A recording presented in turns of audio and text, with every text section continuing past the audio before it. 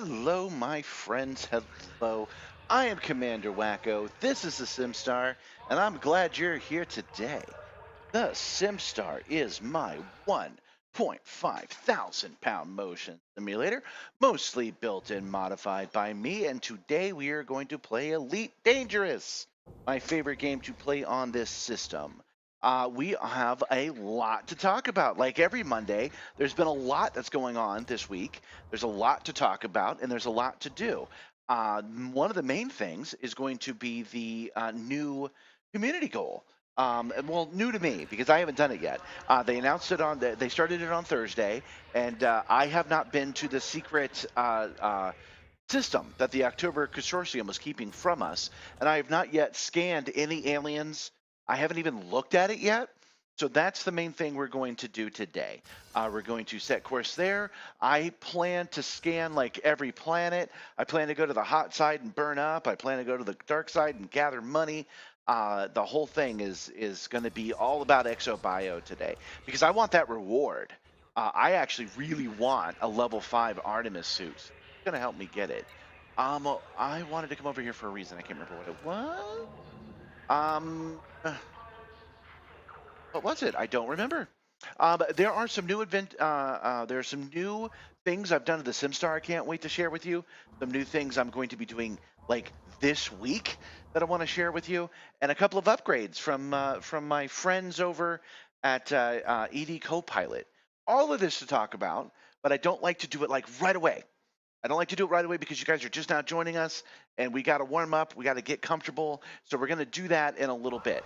But 07 John, 07 Matthew, 07 the other people in the chat. Welcome to Monday Night Elite Dangerous. Okay. Give me just a second. Let me push a few more buttons. I'm trying to check for an update that I should be getting inside of Elite Dangerous, but I don't have, I'm sorry, Elite Dangerous Copilot, but I don't have it yet. Okay, so, oh, that's what I wanted to show you. I remember now. The reason I went over there is because I meant to come over here. So before we even set a course, let's talk a little bit about the ship that we're going to be using today. This is the same ship that I use for the Drakir Rally. I use it because it's a small ship. It can hold 2 SRVs. It's nice and maneuverable, but I've upgraded it a little bit. I've added a whole bunch of heat sinks so we don't burn up in this hot atmosphere we're going to. I actually added shields to it so I could take a hit if there is one. Let's see. I added at least 1 cargo bay so we can carry like 1 item. And it's got the good detailed surface scanner. So as we go through these different planets, we can actually scan each one as we get. Okay. They have taken all my money. By the way, you might notice here. I can point to it. I've been moving things around. There we go. Right there. 660,829,441 credits. I have spent over $1 billion now just running around and giving it to people. I am well below $1 billion. So it'll be interesting to see what this community goal does for us because I'm just going to scan stuff. And that generally ends up getting me more money than I ever want. So I've already signed up for the event. Check. Happy with that. I'll turn myself up just a little bit. All right, so I've already signed up for the event. So if we click on it here on this screen and we click the star chart, it'll take us right to it. I have no idea how many jumps it's going to be. Oops. Oh, it's going to be quite a few. And that works out just fine because I made a big deal of it. Actually, let me go back to this screen again. I made a big deal of it on my Discord, and I posted it on Reddit, and I even posted it over on Blue Sky. I have made a serious haptic update to the Simstarr. I have added fans, and now we'll switch back to this one. I have added fans to the Simstarr that blow hot and cold, and that's not new. I've had that for quite a while, but this bad boy here and its brother over here on this side where you can't see it, they blow positionally. So what's going to happen is it's going to let me know if a star. Sorry, it's hard to explain. Explaining good haptics is like explaining a dream you had. But basically, as I approach all 14 of these stars we're about to jump to, I will feel it in the middle. I will feel it drift over to the right, or I will feel it drift over to the left.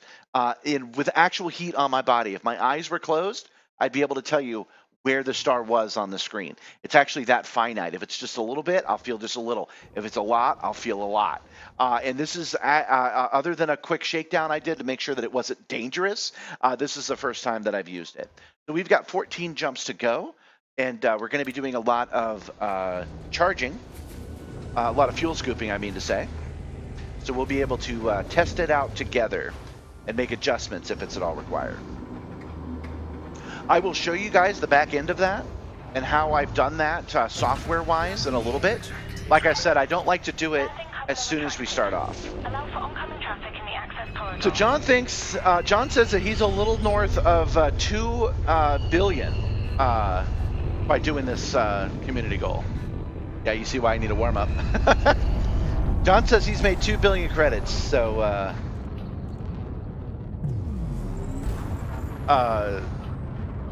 I hope I don't make $2 billion today. How did I enjoy the Baby Metal song that you recommended? I enjoyed it quite a bit. I knew about the first one, but I didn't know about the second one, and it's excellent. So you guys should continue to share songs with me as they come up. All right, let's turn that off. There we go. There we go. And we can start our jumping. Now, the downside of the haptic fans I'm using is they are a little bit loud, but I am wearing headphones. Turn them up a little bit, actually. Make up for the sound. I am wearing headphones, and I don't believe they're getting picked up in the microphone. If they are, let me know.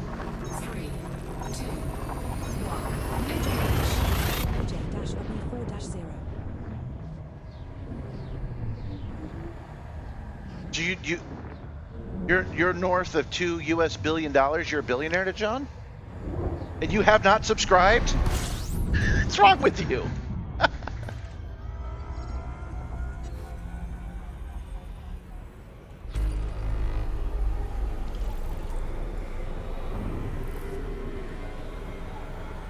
Oh yeah, starting to feel that heat already. So what's going to happen is in the summertime, I will be avoiding the suns, and in the wintertime, I'll be heading towards them. John, if you have north of $2 billion, we need to talk, buddy.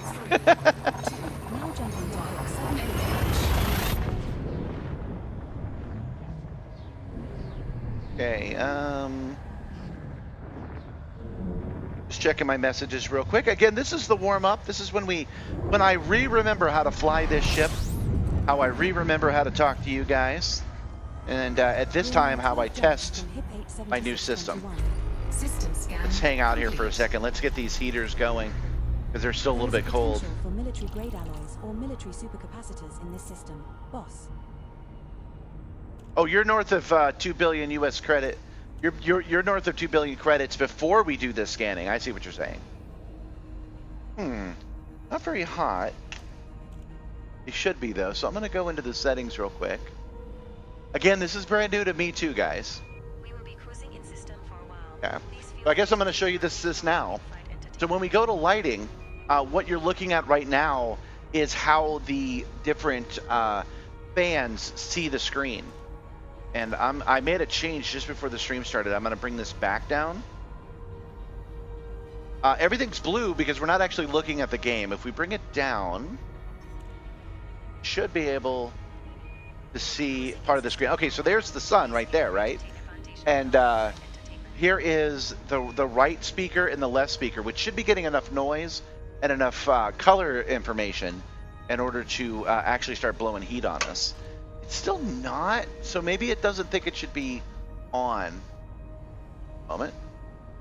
No. Again, I'm warming up. I need to learn what it needs from me in order to make this work, because this was doing gangbusters earlier. I'm sorry, the other day when I ran my shakedown. Let's go into each one, and let's switch them over to heat only. And then we'll turn them down to heat and air in a minute. Oh yeah, I'm feeling that sun now. Due to some unforeseen delays, we will Auto mode, fan mode, heat only. Okay. And there we go. And let's continue. We got a lot of stars to hit. Oh, was I not that whole... Uh-oh. Wait a minute. Oh, this must not be a scoopable star. I'm pretty sure I have a fuel scoop.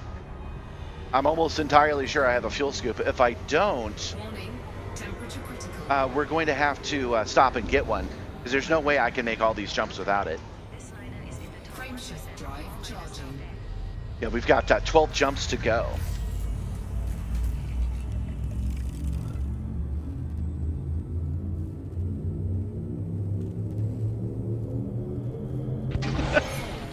And there goes my heatsink. It's fine.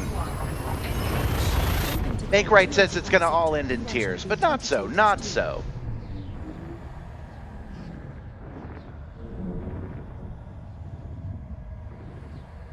Yeah, I will check, Matthew, but I know I'm just jumping to another star, right? So I'll jump into its corona and see if I get some fuel. If I don't, System scan complete. yeah, I don't have to check, but I will.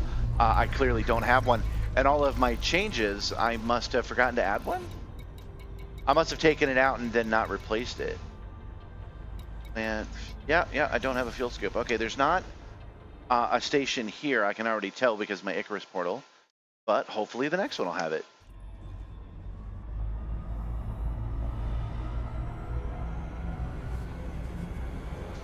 No need to worry. This is doing its max jump ability of 31 light years, but if I get to this next star and I don't have enough to jump to the next system, I can just jump to a nearby system, one that has a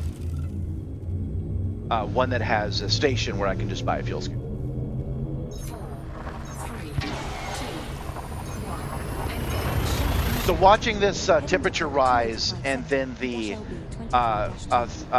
heatsink eject reminds me, that's the other thing I've been working on. Tomorrow I have a YouTube short that's going to show my test of having a fog machine connected to the Simstarr. I might show it to you guys today, actually. Yeah, we got places here we can go to. That upgrade looked amazing on camera and was amazing in real life, so I am actively working on incorporating it in properly into the Simstarr. So what that'll mean is that if the heat on the ship gets above 100%, it'll start fogging up, and it will actually send real fog into the room, real fog. And then once it drops below 99%, it'll stop spitting fog out. So that's going to make an interesting look. It's going to fill this little square that I'm in right now. So when I die, I'll be blowing smoke and going, oh man. Because the heat always goes up when you're getting destroyed.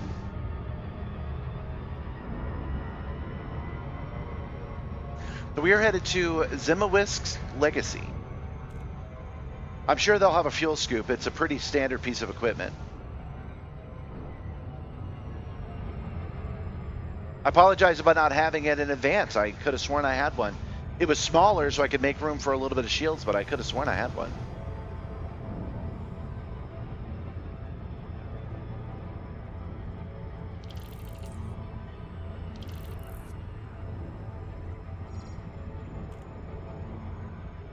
So I'm still tweaking the heated fans. I need to turn them back off of heat because they're definitely shooting heat out now. I'm getting a little warm. What it's doing is it's avoiding the stuff in the middle. So it will not scan the cockpit, and it will not scan the orange reticle in the middle. So it will take an actual star to activate the heat. That's what I'm aiming for.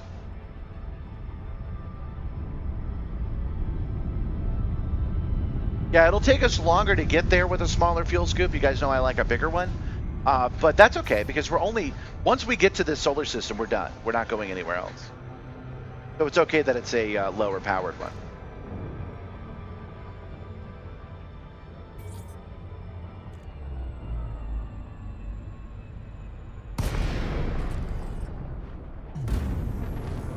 Displaying station. Okay. Document request granted. Yeah, another thing I sacrificed was the extra fuel tanks. This is a small ship, so it doesn't have a lot of fuel either. But with 31 light years to a jump, that's actually pretty good. At least I think it's pretty good.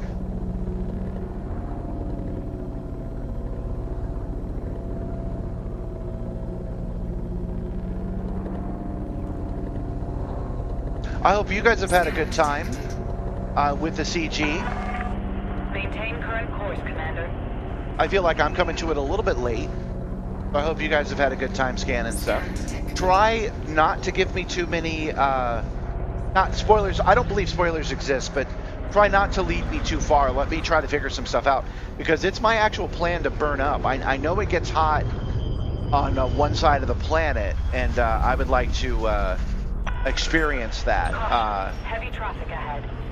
when we first start out. Automated docking confirmed. Deployed. I figure the first place we're going to go, We have a team invitation from Commander Vectra. not just yet, Victor. I'm gonna get there first, and then I'll accept it. So it might time out before I get there.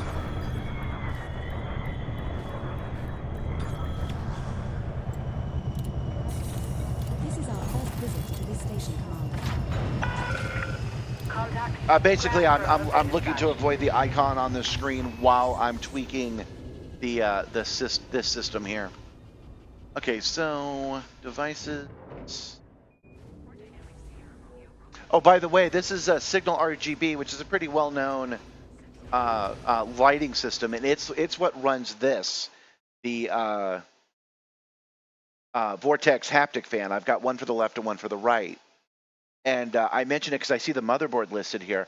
I should be able to plug in the lights that you see glowing on the bottom of the Simstarr, and it should be able to control them, which means that the lights on the Simstarr will change and coordinated with the screen. So that should be kind of neat for us, I think. There we go. Ooh, nice to have that heat off. Okay. Word.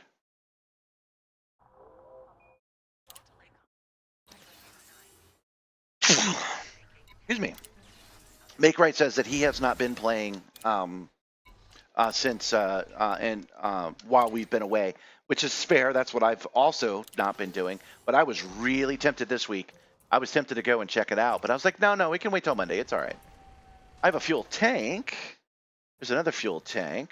Well, that makes that choice easy. Just see if we can't get a class 1 fuel scoop. That'll get it done. It'll take us forever as we scan it, but as we go to all these different planets. I recommend you quit and then reopen outfitting once you have completed your module changes. In order You know for what? me No, to I changed my activate the mind. stored modules.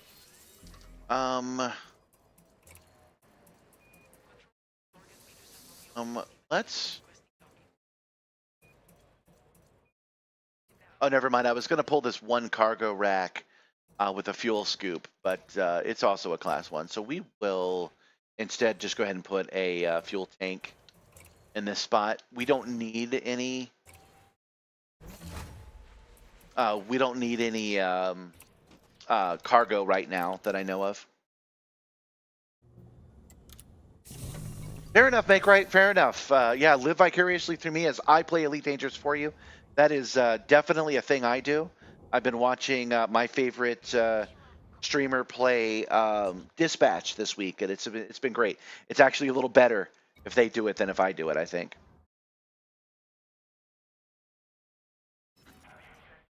Okay, 10 jumps to go.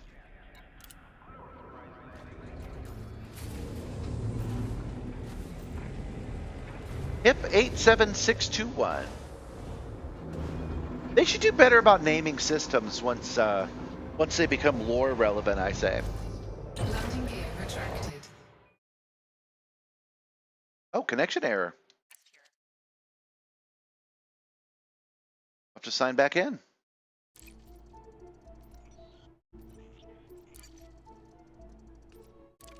That actually scared me for a second there.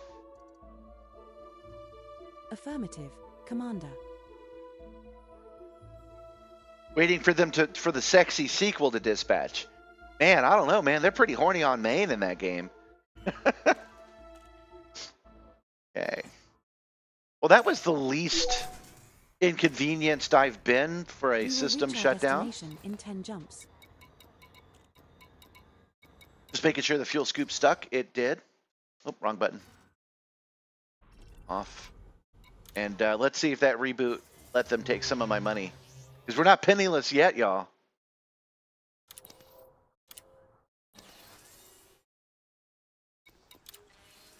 Nope, just donate. Okay. Also, I noticed that auto launch is on. I'm going to turn that off. I didn't realize. Oh, you know what? Let's go into outfitting. Why did I do that? Oh, I remember now. I decided to leave the auto launch in case we really find ourselves in a bind and we need to land somewhere really difficult. I've changed my mind though. On a stream, now that I've said that, nah, screw it. We're going to swap that out with a little bit more fuel because we are really pushing the limit on doing all these jumps. Advanced docking computer, replace with a fuel tank, please. Commander, I recommend you quit and then reopen outfitting once you have completed your module changes, in order for me to accurately track the stored modules. There we go. That's a reasonable amount of fuel.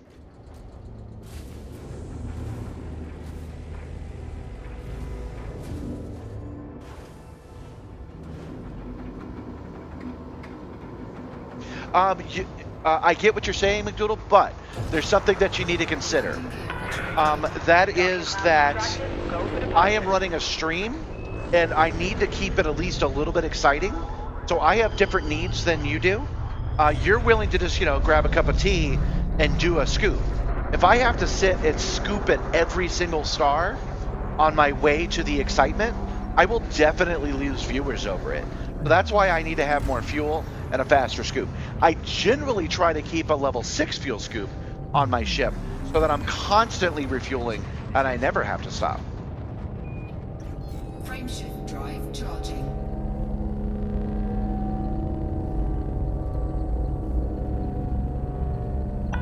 Otherwise, if I were you, I would agree, and I wouldn't need the extra fuel. 4, 3, 2, Jumping to JB24-6.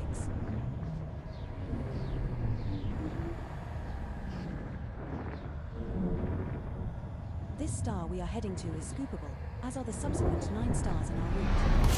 Yeah, it's a trade-off that I stand We are behind. now 9 jumps from HIP fuel 87621. scooping. Again, McDoodle, you would think that would be a better choice, except that I am on my way to go do some exobiology, some new exobiology that's going to have at least some tricky landings. So a small ship that can drop off my SRV is preferable. Something a little bit rugged, a little bit maneuverable, can get in and land places.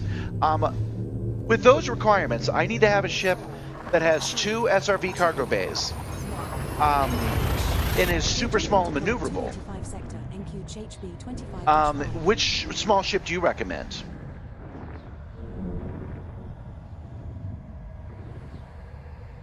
Yes, I'm loaded completely down with heat sinks. Good eye. The reason that I am is because we are going to a planet I understand is dangerously hot on one side.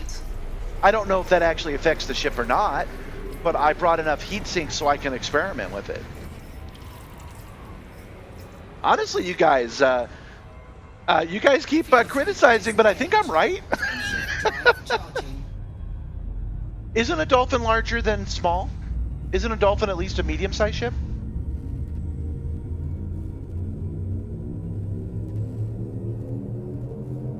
4, 3, 2, As far as small ships go, I like the Vulture. I like its compact size. I like its appearance. So yeah, I know it can be used for combat, but I argue that it can be used as an SRV transport, which is why I bought one to begin with. I did that Dakir Rally for 14 hours, and this was a ship I used, and I kind of have a little bit of loyalty to it. Now it's working. Now I feel the sun on just one side. That's awesome. frameshift drive charging. Oh yeah, this is the ship that they use for Uber. You're not wrong about that. So the game thinks this is a good transport ship, right? 4, 3, I don't like the Dolphin personally. I think it's a little bit ugly. I'm not dissing your guys' aesthetic. I just personally think it's a little bit, This next star yeah, is scoopable, as looks are too the much like a subsequent dolphin. 6 stars in our route.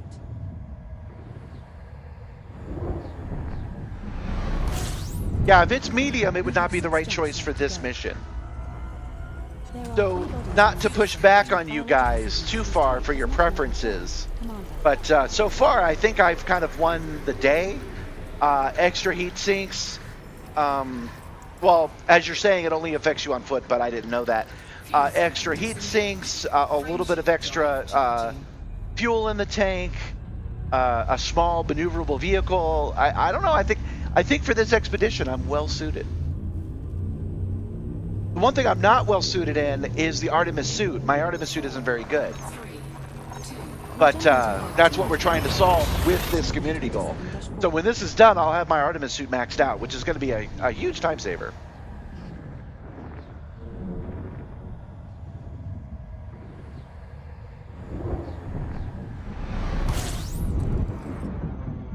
Now let's go this way, so I can feel the sun on the right-hand side. Make sure it's working over there.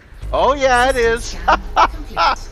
I know you guys can't see it, but I am being blasted on the correct side with the correct amount of sun. In fact, now that I know that it's working properly, and I think it might need a little manual intervention like you guys saw earlier. I think that might actually be part of it. But now that I know that it's right, I'm going to make a change that I had before. We go to lighting, and this controls every device. It breaks down, it scans the screen, but it only breaks down into big pixels like this. And this controls every device with Signal RGB. We're only using it for the Vortex fans right now. But if I do this, and I come up a little bit, it will no longer see the orange of the cockpit as part of the sun. So it should make it even a little bit more accurate. And you notice that I'm also not scanning the very center of the screen. And that is also intentional because there's an orange reticle in the middle. If you're in front of the sun, it's going to be covering both of those squares. So we'll make that change too and see how that goes.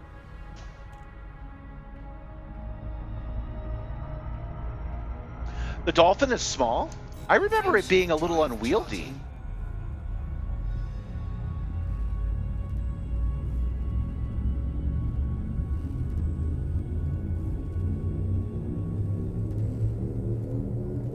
Yeah, so the game agrees with me for the choice, but I can hear arguments. Am I coming a little loud to you guys? Let me turn myself down a little. It looks like I'm peaking a little. There we go. Turn this down a little, and then we'll turn my head down just a little bit. There we go. I am thinking of the beluga. What the hell is a dolphin? Hold on. We need a fuel scoop anyway. We're out of gas. Let's get into this atmosphere as far as we can. Where's it stop? Okay, if we overheat, we have all these heat sinks. There we go. Okay. All right. Let's look this shit up. Hold up. Because I am definitely thinking of beluga. Okay. Heat, dangerous. What'd you say it was? A dolphin? Dolphin. Images. No, this is the ship I'm thinking of. I thought this ship was much larger, and I don't like it. I can see why you like it, but no, it's a little too fancy for me. Like, you wouldn't see me driving a car like this either. If these were vehicles, if these were cars, you would see me more likely to drive the cheaper, more maneuverable, blockier Vulture than you'd see me driving one of these. Beluga. That's why I confused the two. They must be made by the same people. They look very, very similar. This is the one I had for a day. I hated it. I sold it off immediately. The Dolphin, I did not know there was a smaller sized version of this ship, but I'm glad to see that there is. The Dolphin can also scoop while charging the FSD. That's good to know. I'm happy with my choice, though. I just like this little ship. There would have to be some major reason for me to switch it up now. Hold on one second.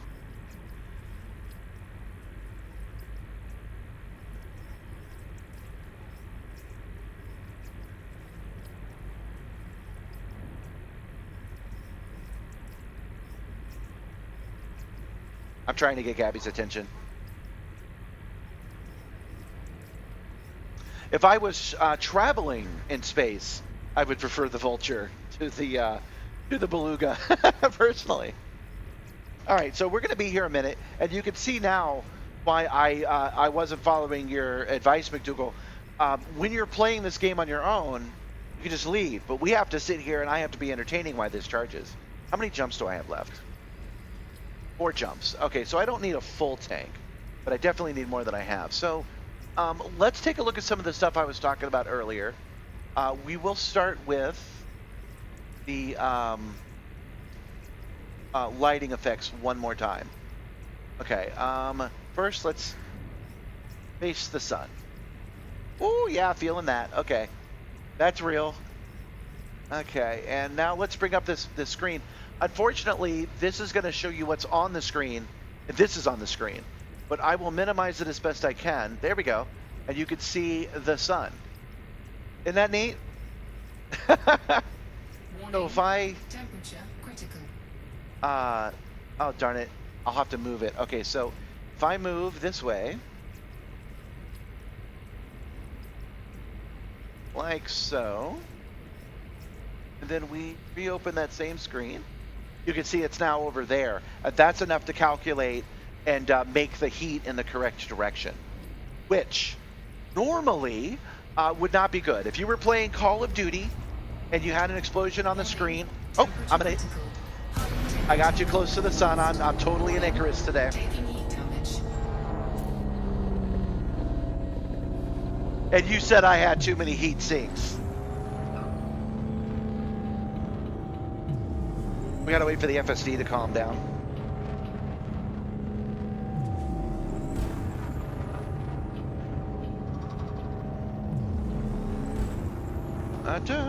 I think I chose a good ship for this, but anyway, what I was saying was, if you're playing Call of Duty and there's an explosion on the screen, by the time these fans react and hit you with the heat, the explosion's already gone. So that's why these devices didn't sell very well, because they only work in certain circumstances. So to make them worthwhile, well, you would need a full-size motion simulator. You would need a game that constantly gave you data that would require this kind of heat. Oh, wait. 4, 3, 2, 1. Engage. Warning. Taking heat damage. Fuel scooping. Fuel scoop disengaged. There we go. All right, let's get away from this cursed sun Drive charging. into the next star, eh? So if you're playing Elite Dangerous, and I'm guessing because I haven't played it, Star Citizen or what's the other one? No Man's Sky, and you spend a lot of time going to different stars, getting a dual set of these fans is ideal. It's not just for the Simstarr. It would also work excellent for VR, and would also work excellent if you wear headphones a lot, because they are a little bit noisy. You guys have to let me know if you're picking up the fan noise. I can change the gate a little bit, but not tonight. I have to look at the footage before I know to make the change. But if you can hear those whirring fans, just let me know. I purposely put them lower so they're blowing heat that goes under and through the cockpit canopy down here, or down past my legs and hands. Frameshift drive charging. You are right, McDoodle. This is why you can use more than one ship. I was trying to make one multi-purpose ship for the longest time, and just recently I finally decided to give up on that dream and start customizing each ship to my needs. I don't like having to switch out the components all the time, and that's why I need to, instead of giving my money to the poor, I need to invest it and buy more parts. I need to unlock engineering and buy engineered equipment so that each ship is custom and ready to go.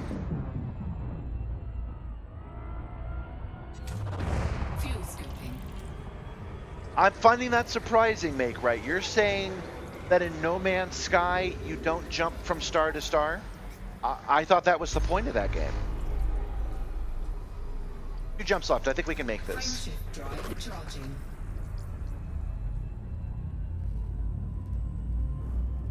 Because it makes sense to jump from one star to the next and then approach the different planets. How else would you do it in a game like this? 4, 3, 2, 1. Oh, I keep talking about the visuals, by the way, but this is also based on the sound, and we all know that Elite Dangerous has some uncannily good sound design. That also helps. So if you're playing Elite Dangerous, and if you're already making a lot of noise, these haptic fans are ideal. Fuel soaking. We're now one jump from hip 87621. Body 6 in this system has unidentified... In Elite Dangerous, I tend not to get false color. That very rarely happens. It doesn't even happen on the main screens because I'm not making a lot of noise at that point, and you'd have to have noise in color. But if I do continue to have trouble with it, like if it detects my radar as a star, I will just change my cockpit colors. I try not to do that because I like to have a default appearance for the stream, but I will change it if it comes down to it. 4, 3, 2, Now jumping to hip No, I want you to help me to improve. Sorry if it came off any other way. Fuel levels now at 10.4%. Oh, yeah, we're definitely getting near the main system. You can tell because they won't shut the hell up. We have to go in and we have to mute the chat now. 0.9%. What type of gallons is that LOL? Here we go. Gallons. What? No, shut up. Gallons. Or another? Shit poop measurements. That's why we have to mute the chat now that we're here. And we are here. We're in HIP 87621. Hell yeah. We've been waiting for this for months.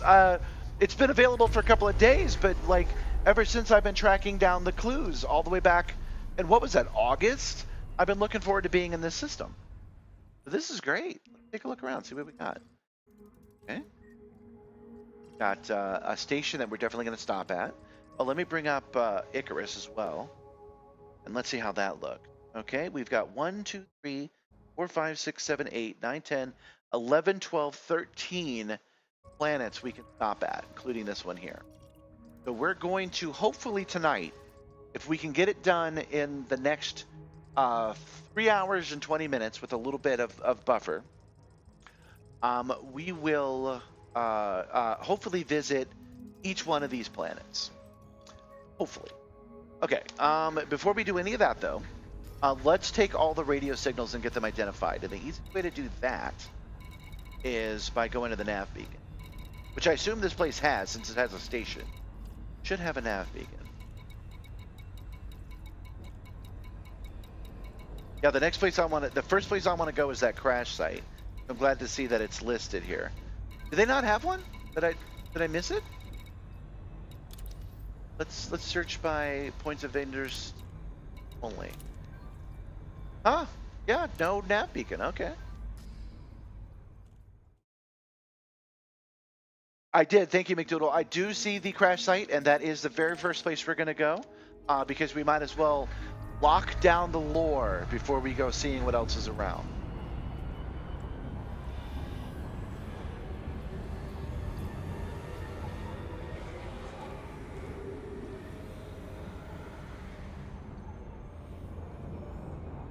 Fuel soak disengaged.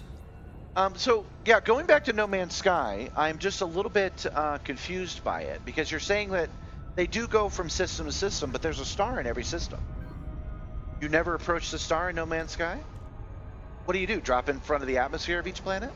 I'm not against that. I just, I like this. I know it's a little bit of a time sink, but I enjoy coming into systems like this. And then flying into the planet that captures my interest.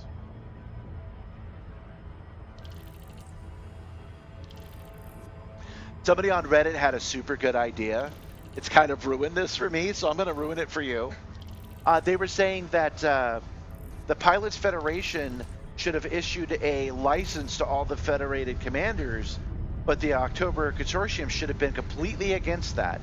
It should have said, this is our property, you have no right to do that, and they should have brought in a megaship, and then all the powers should have brought in a megaship, and there should be a giant war happening. So not only could you You have to scan these bio signals, but you could join a battle over here and a battle over here on either side. So you could actually join the October Consortium if you wanted to make, like, let's say 10 times the amount of money for combat bounties. At the same time, everybody on foot could just be randomly patrolling, so you might get attacked by commandos.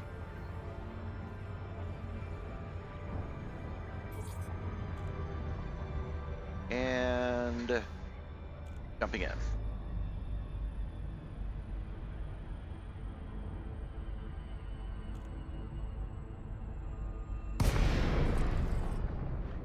There we go. This is one of my favorite kinds of stations, if I didn't mention it before. Like this.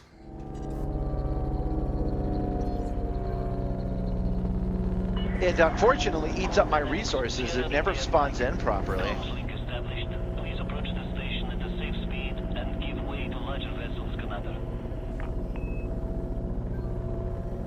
That would be interesting, a teleport gate, so you could just walk from one planet to another and skip like all of Elite Dangerous's gameplay.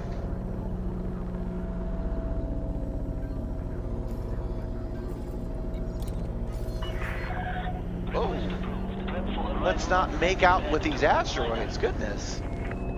Good thing I got the small ship going, eh?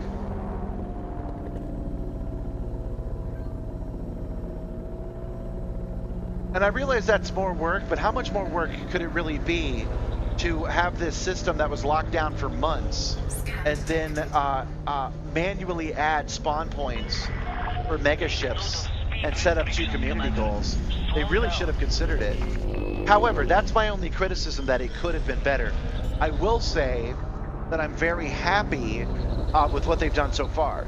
So they finally revealed what the exobio is, and it doesn't look that remarkable, does it? That's weird. And that's because they're setting up the next thing. They're using this, which we thought would be the big reveal, as another clue to whatever big expansion they have planned. I think that's pretty neat. I legitimately do. Touchdown confirmed. Docking restraints engaged. Welcome to our starport, Commander.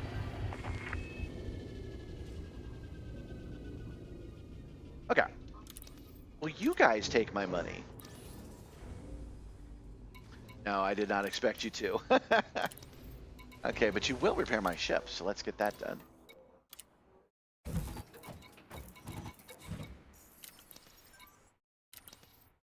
Actually, I'm curious. Commodities markets. Oh, and oops, that's live rated. That. I did add some stickers to my ship, and I do have both kinds of SRV just in case. I prefer the Scorpion, but I did bring a Scarab just in case. And I'm also curious, now that we're here, we added these fuel tanks, can we place the module? We can. Okay, so we can buy a couple of things. We want some cargo racks. We got to have at least a little bit of carrying capacity. And yeah, we won't need this one either. That. Just in case. Like I said, I haven't really looked. I know what to expect, but I don't know what not to expect. So we're just changing our specs now that we're here, that we can pick up anything if there's something that needs picking up. Okay.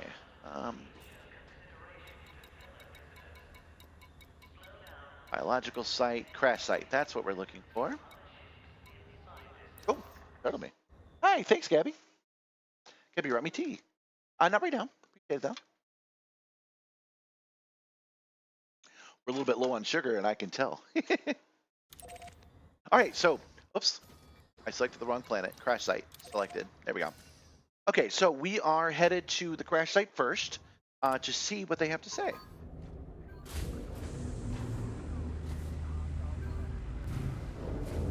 Yeah, it is early days yet. That is correct.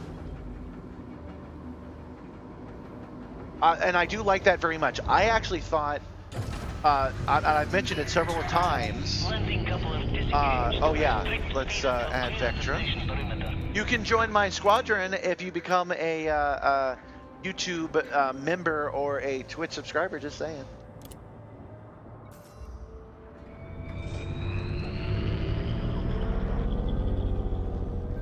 Yeah, for Dark Stars, they just blow heat on you. When I posted this on the Reddit, by the way, I did have one or two people saying that it was out of lore, that you would not feel the heat of the star inside your cockpit. And I just want to say for the record that I disagree. I believe that you would feel the amount of heat that I feel. I believe it's what you would feel if you were so close to a star you were in their corona. If you were bringing a portion of that star onto your ship, I would argue that you would feel at least some heat. Speed restrictions are now lifted. Have a safe trip, Commander. Still mass lock, so I guess I got to get away from the asteroid belt. We'll go straight up from it. Yep. Frameshift drive charging. 4, 3, 2, 1. Engage. I agree. Yeah, I agree that they're dead wrong, but not so much that I'm like, no, that's wrong. Just like, oh, I don't know, guys. I think I would feel some heat. Besides, I don't think there is a kind of glass that when light is shining, light is bouncing off of you, and that does create friction. So I don't think there is a glass that can stop 100% of the heat. Other guys on that Reddit were kind of snarky though. They were like, "Now add flames," and I had an answer every time. I'm like, "Yeah, I could add flames. Might do it." Next week we should have real smoke in here. I was just about to mention that it's on the dark side, because every adventure we do is on the dark side. But in this case, it's actually required.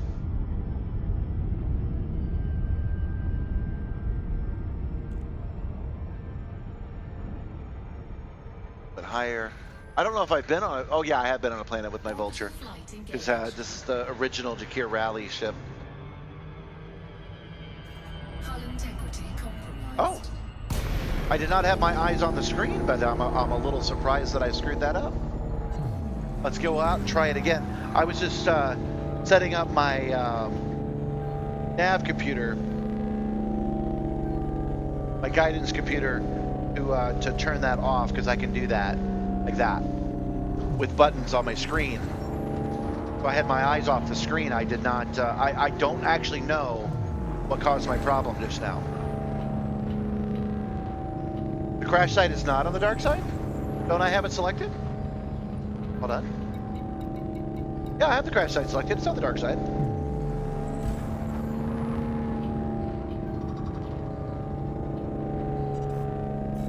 Answers will soon be revealed. 4, 3, 2, 1. Engage.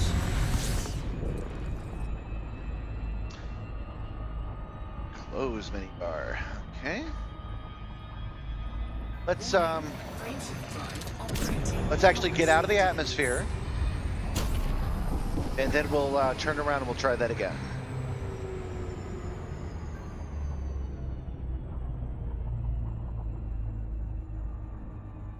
Oh, that's pretty.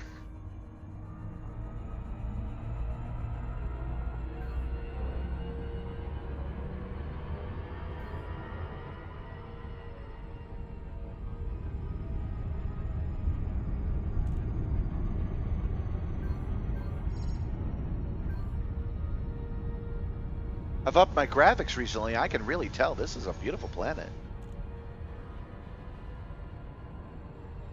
Indeed, yes. We will be checking out as much as possible in an SRB. Engaged. Now.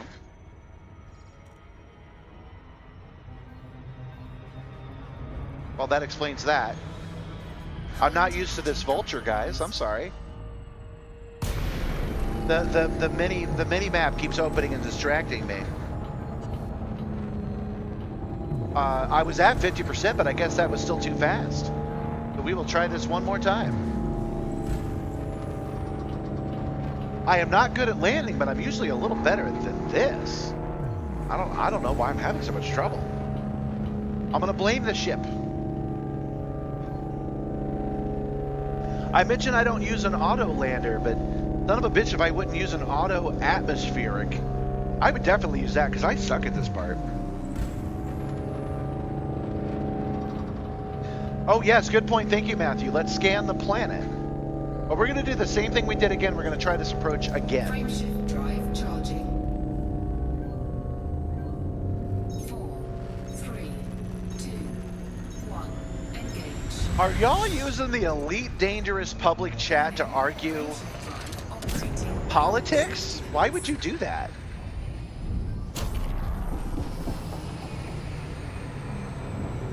Is this really the place? The politics you're arguing are 1,000 years old. That's just kind of sad, if you ask me.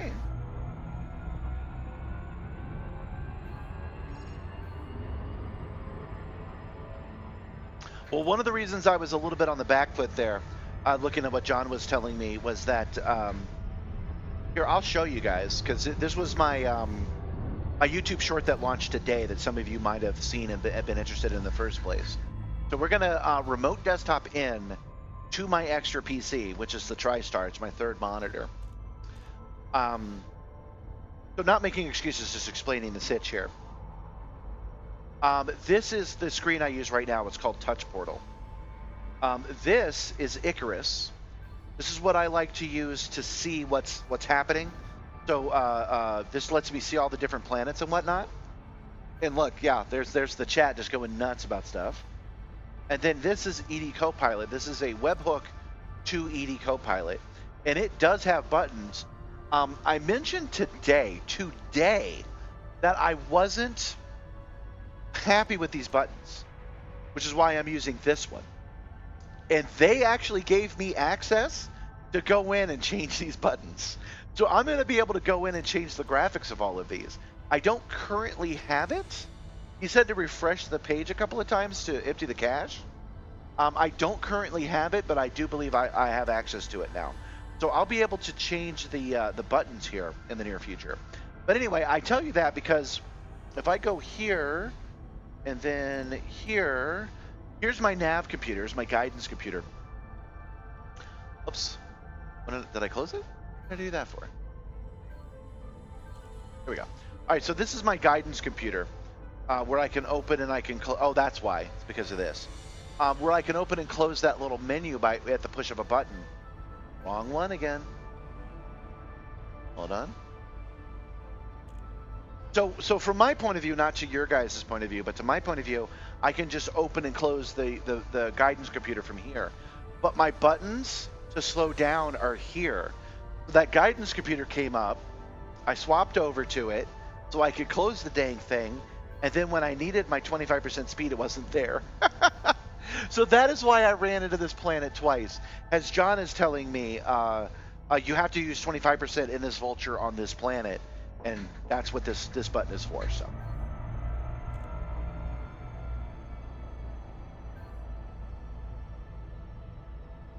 But we can get up to 75% right now because Matthew is also correct. We need to scan the planet. So that's what we're going to do first.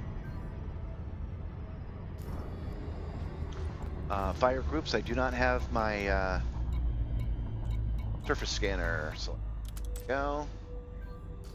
Okay. And we are out of range, so we need to go, we need to fly until it says too fast, and then we can scan the planet. I'm not sure how close we need to be, but I'm guessing in the Mega Monkey's range outside of the lizard scale.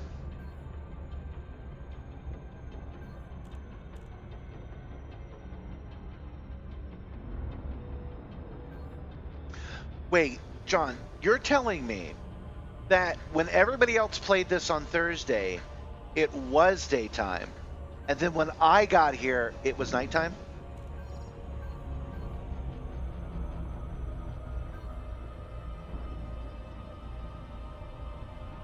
Why do I have such weird luck when it comes to these planets? There we go. Okay, coming to a full stop. Doing a quick scan. We can do this in a single probe, actually. We're a little far off, but that's all we need.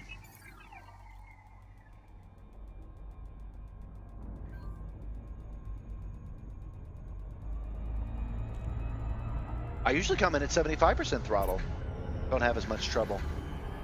Surface scanned by 50. Oh, this planet must be turning fast. Surface scan complete. Because it looks like it's daytime now. Oh, right. You know, I usually scan these planets just to be careful. But I'm realizing, of course, I definitely needed to scan it so that we could go to all the different biological data.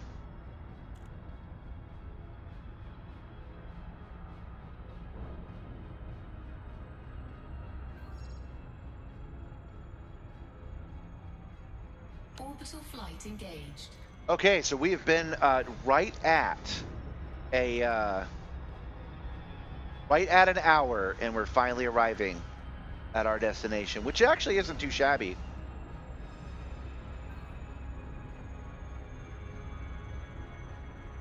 I appreciate you guys joining me on this journey. It's always nice to have a crew with you.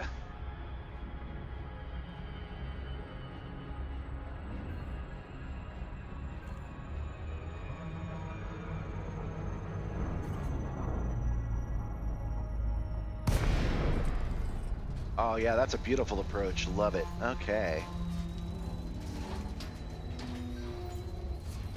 Only took me 3 tries.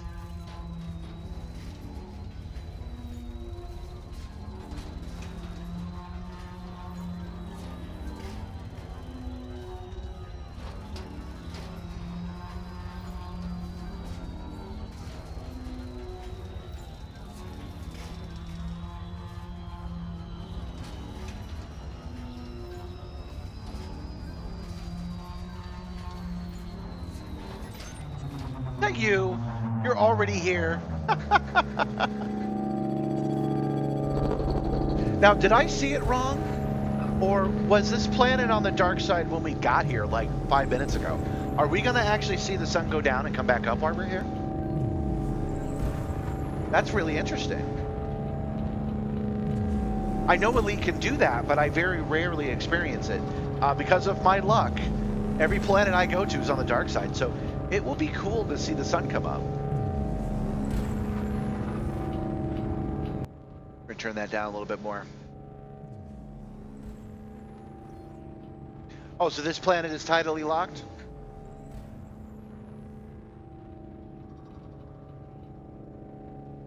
And I've told you before, John, you tell me lots of things.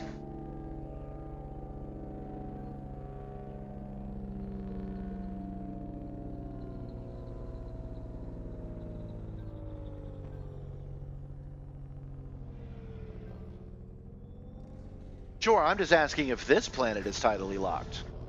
Sounds like the answer is yes. I could have sworn just a minute ago, though, that we're going to go over here.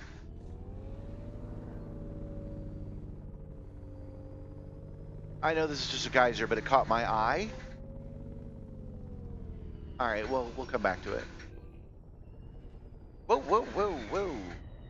Whoa there, fellow.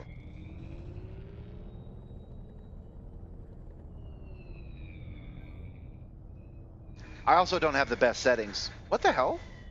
Oh, I have an auto lander. I thought I turned that off. I did. Dang, I'm getting pulled. What is the gravity on this planet?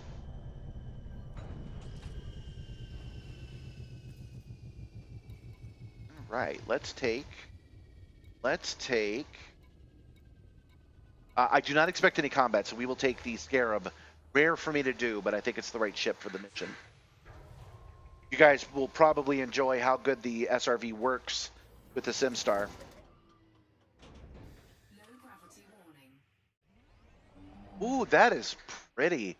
I shouldn't have expected anything else on like a bespoke created system, but that is nice.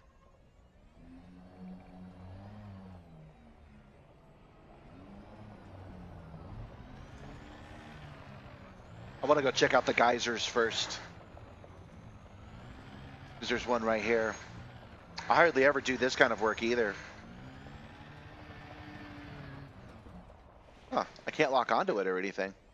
Alrighty.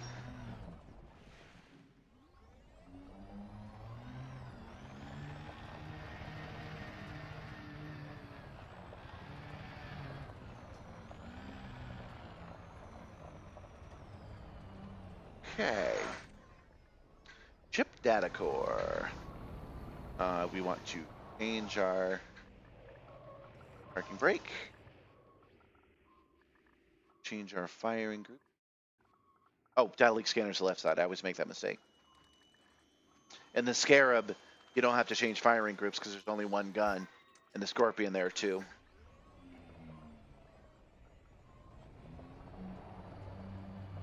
Okay, we've got an email. We're going to hold off on reading it for a minute. Because I had an idea. Ship Satacor. Oh, there it is. Oh, no can. Oh, a canister of fish. All right.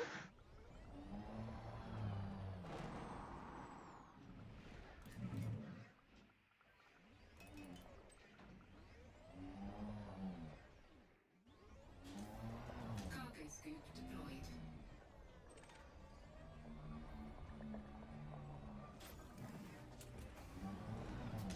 Is there anything else around here?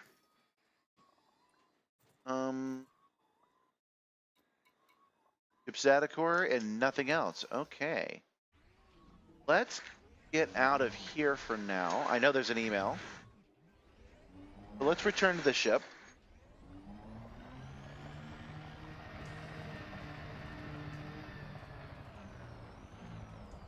I really do think I'm going to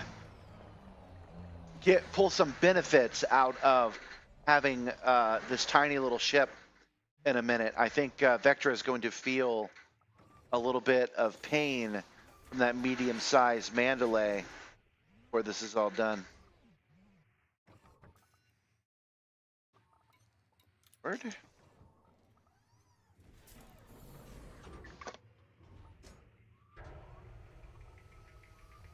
And we are going to boost, just directly steal from Galnet News. Well, no, that's the pessimistic way of looking at it. We are going to play Galnet News.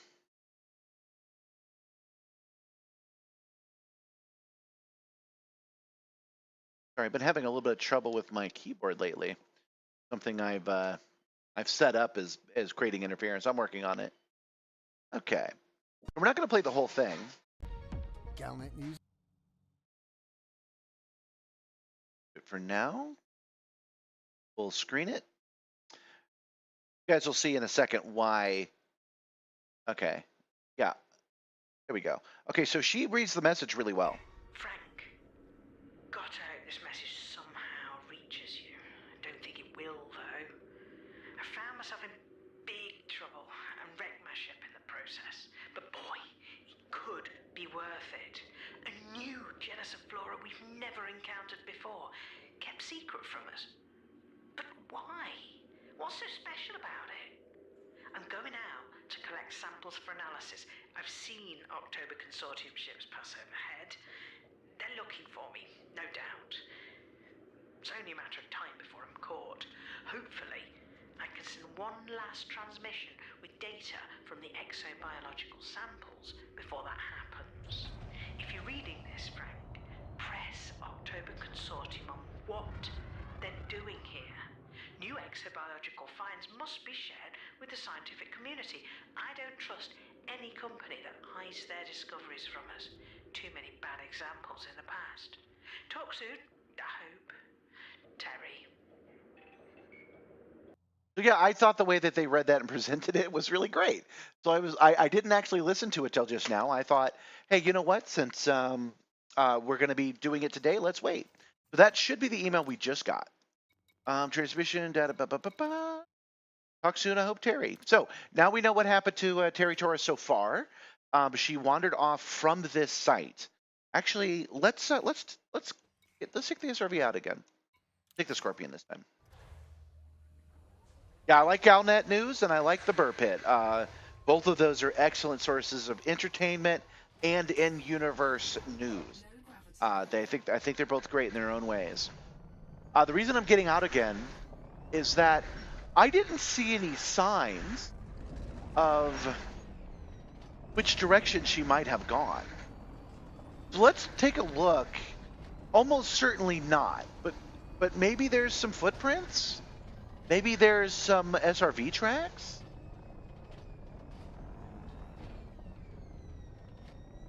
Okay, and let's experience for the first time. I have no idea what this is going to be like. Let's go ahead and get out. Oh, well, let's switch to our Artemis suit. Outs. Artemis. Yes. Mark. And let's see how long I survive. I have no idea.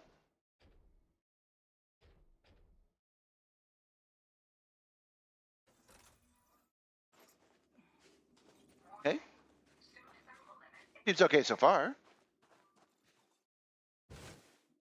Oh yeah, so I did set that up pessimistically. I thought they did such a good job reading Terry's email that I thought that it was better than not sharing it with you guys. Okay. Oh, there goes my health. Okay. Can I raise shields? Will that help? No, that does not help. Okay. And now we know that my haptic fans will do nothing for this heat. People were asking me on Reddit about that. Okay, so she would have gotten out, and that's our tracks. That's Vectra's tracks. Which direction would she have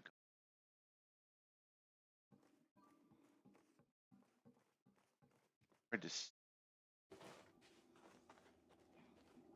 Well, okay, let's take a look at the nearest plant and see if we can scan it.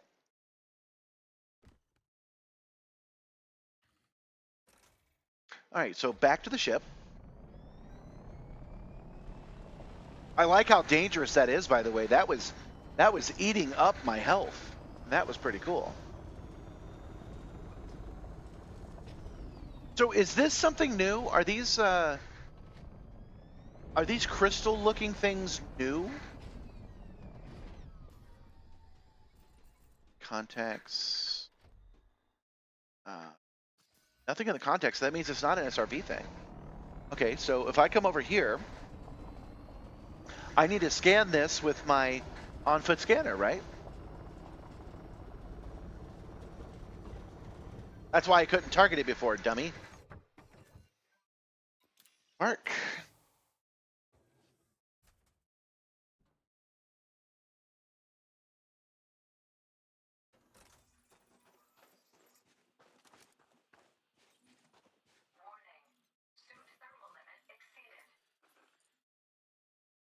It has been a minute since I last scanned. I have done it on the stream. But this is the first time in a long time that I've done it. Okay, partial sample obtained. Okay. That's probably a glitch. What's the deal with that rock over there? Oh, right. They've removed the requirement. What does that actually mean? Okay, I can't scan literally the exact same plant again.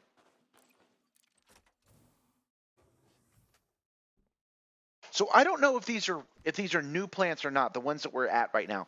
I know that there's a whole forest we need to go investigate. But what I'm asking is, lore-wise, did Terry get out of her ship and walk over and scan these very plants? Is that what she did? Are these plants special, or are these known vegetables? If you guys know the answer to that, please let me know. I could look it up, but that's such a pain in the ass to do on the stream.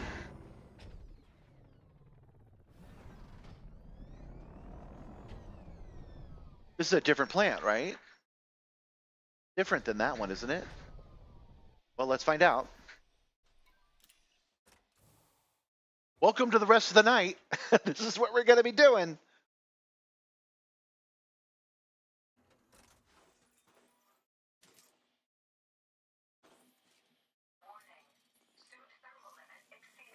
This will say 2 of 3, right? Hiya. You're gonna stop what? Oh, I thought you said you were gonna have a fight first. Gabby's going to the grocery store. Do you guys need anything? Yeah, let me know if you guys need anything. Carrots or something. Okay, thank you. Mars up. Supplemental Martian. Welcome, Mars Martian.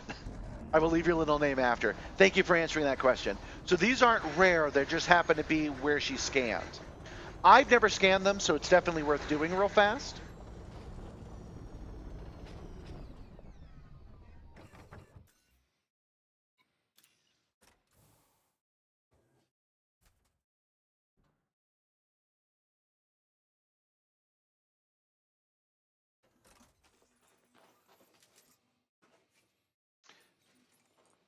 I am from Florida. I'm quite used to warm temperatures. Oh, there we go.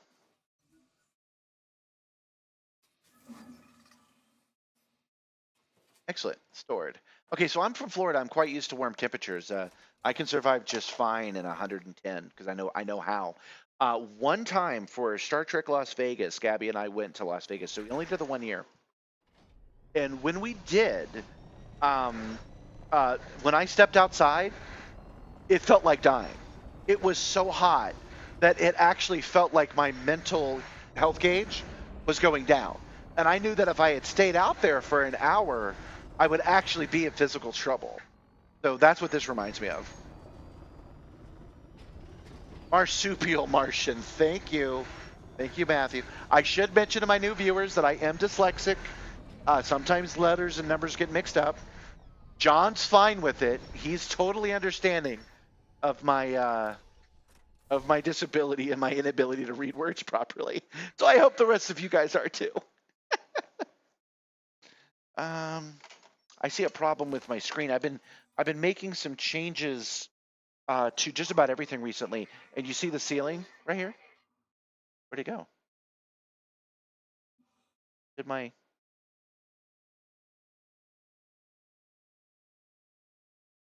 Oh, I accidentally minimized it. It freaked me out for a second. So you see this this is the ceiling that's right here. I can easily fix that. I just didn't know I needed to right now. So I'm gonna go in and do that real fast with filters, crop, turn it on, but turn that to 0 because we don't need that anymore. And turn the top to what, maybe 150?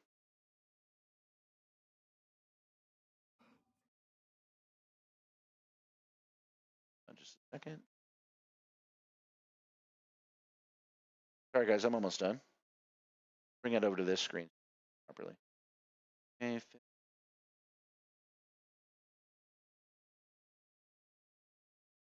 No, that makes me huge now. So let's change that real quick.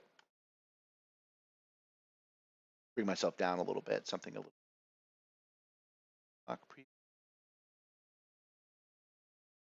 Hope you guys don't mind me making changes in on stream. It's just that like it is the easiest way for me to do so. If I try to do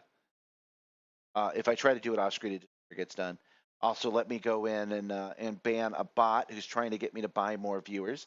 I have plenty of viewers. Thank you very much, Mr. Bot. Yeah.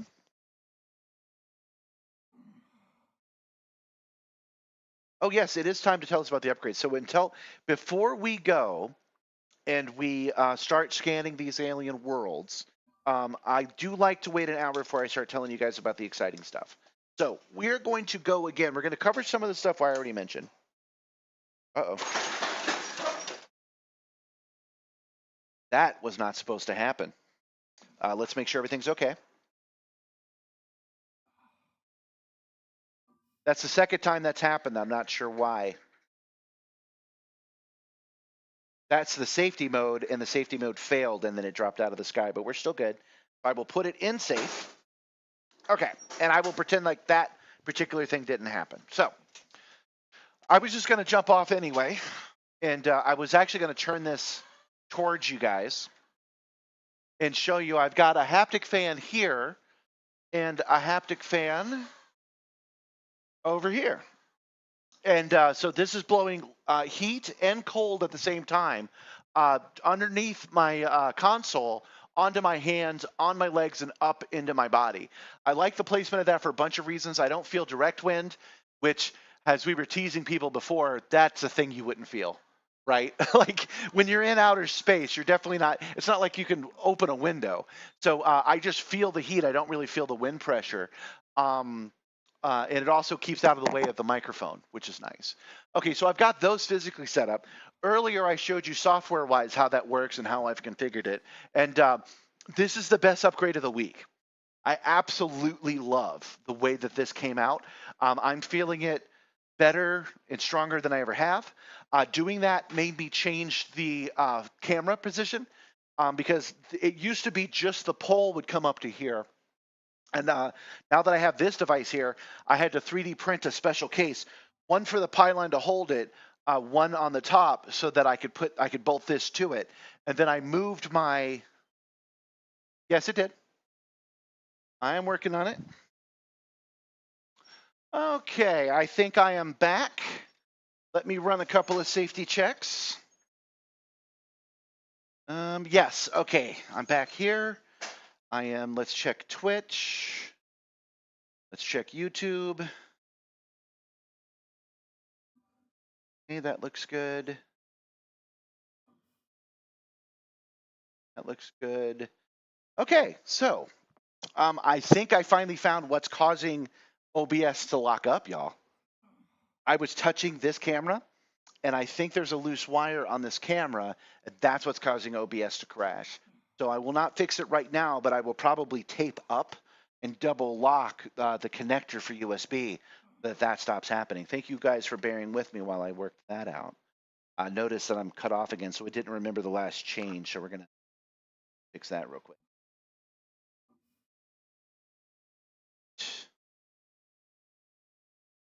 Go bring that little. That one looks good. That one looks good. Cam looks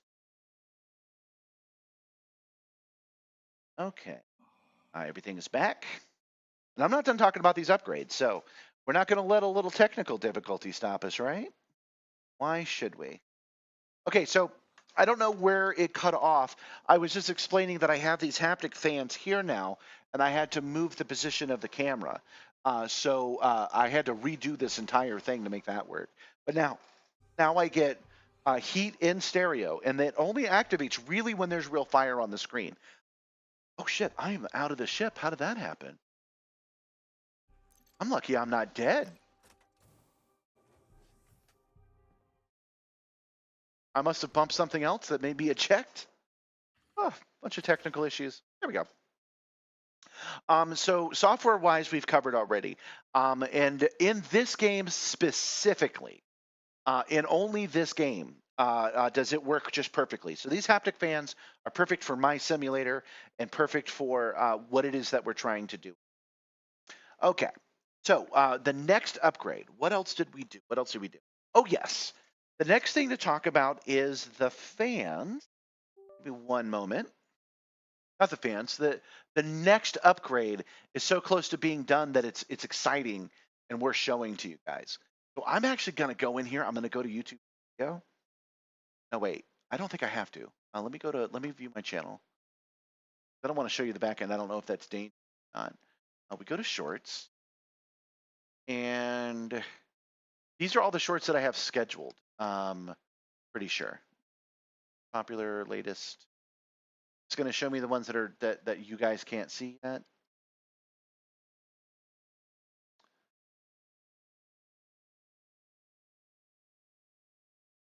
No, I don't think so.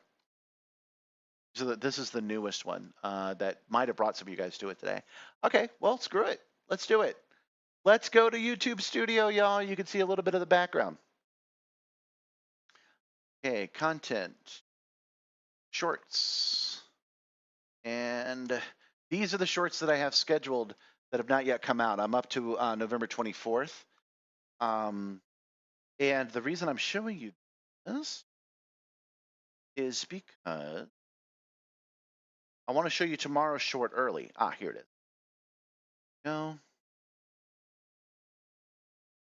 And green. Okay. Yeah, turn the smoke machine on. Why not? That's great. Oh my God, I have to incorporate that. The only thing it requires is a relay and an Arduino, and I'm pretty sure damage is reported. So whenever I'm hit, I can actually put real smoke into the room. Gab had the smoke machine out for Halloween, and I've been meaning to tie it into the Simstarr anyway. I definitely have to hook that up permanently into the system. That's great. That even looks good. Okay, so I'm just showing off the fog machine. As I was editing this video, I was like, oh wow, that really does look just super. How can I make that work? And the answer is actually really simple.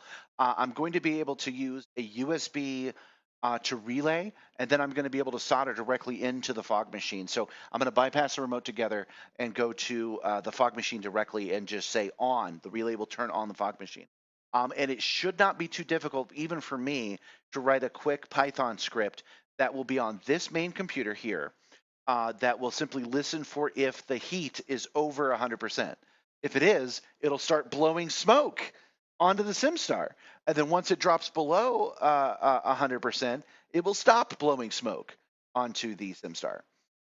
So that is happening in the very near future. I ordered the part today. It will arrive on Wednesday. So I have this upcoming week in order to get that set up. So starting Monday, I should have it working. Oh, I skipped a step. I have it listening here, and it will send it to another program on another computer over there that will activate it because I want it to be off the Simstarr. It won't be connected to this system at all. You just saw me twirl it around. The Simstarr has 360 roll, and I don't want the blower off. I always want it over there. So it should be a relatively easy haptic build. And when it is, it will fill the room with smoke only when I screw up and I'm over 100%. I'm very excited about that. Okay, so to answer Matthew's question, when we come to the chase cam, my voice is out of sync, and that's always been true. That's because the computer that runs this is off the Simstarr as well. It's a Kinect camera that's wired up to a laptop that you guys can't see. That is then sending it via teleport over to this computer, and there's always been like a millisecond delay on it. I probably could fix that by having everything else be delayed the same amount, but I don't know how to do that, and it hasn't been a big priority because normally you guys can't tell. So that's why that's happening. I will fix it one of these days, I suppose. Give me a second. Let me just make sure that we're still looking good on both platforms. Since I'm not monitoring them, I'm a little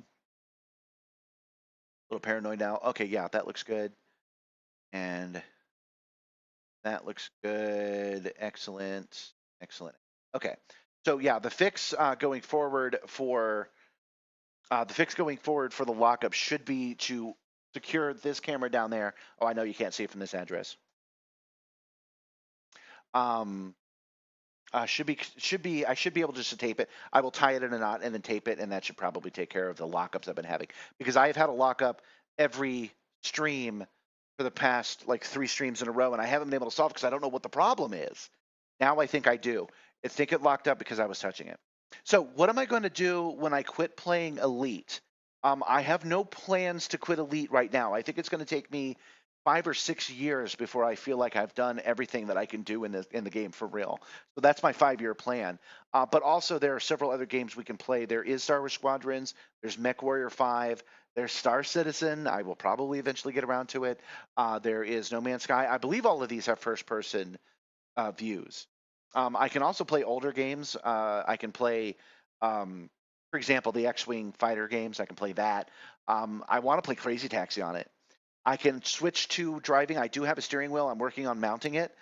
We could play Euro Truck Simulator, American Truck Simulator. We could play the racing games, and I might eventually get around to that. But I'm not in any hurry because I enjoy dressing like a spaceman. I enjoy going into outer space. So that's more like that's the plan. The more I play Elite Dangerous, the more I like it. Elite is just so open world and has so much going on that even without these community goals, we could create our own community. Looking at it from a streamer's point of view, from making the shorts to making the Twitch to making the YouTube streams, I literally have about 3 years worth of endless content. So ask me again in 3 years and we'll see where we're at. I do not like that this is the second time that the Simstarr has literally crashed and fallen out of the sky.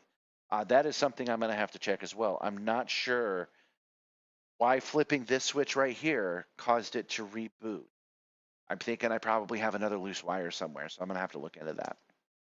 Okay, I hope that answers everybody's questions so far. Let's get back into danger mode. So I think that covers everything right now. That's all the haptics that we have going on at the moment.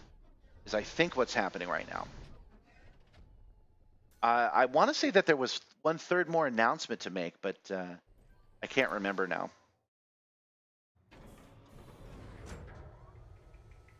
Haptics. The haptic fans and the fog is what's going on at the moment, and then scanning all this stuff is next.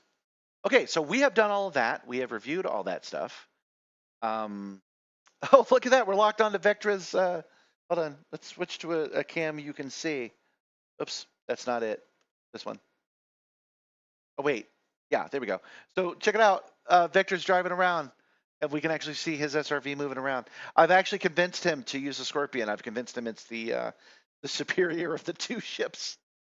All right. How do we find the actual thing that we're here to find?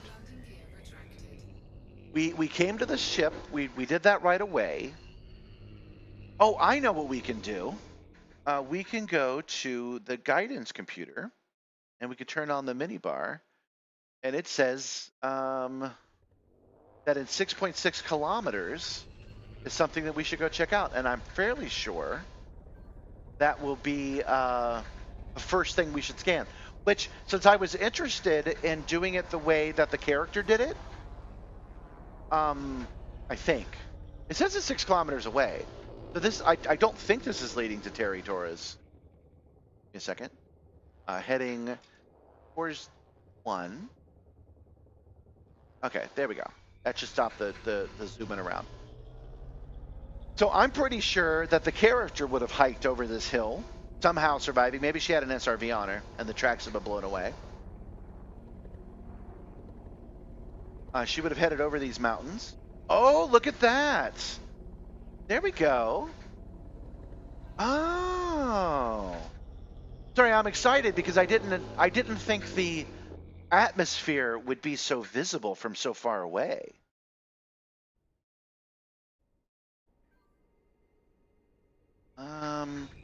So here's what I'm thinking lore-wise we're looking at.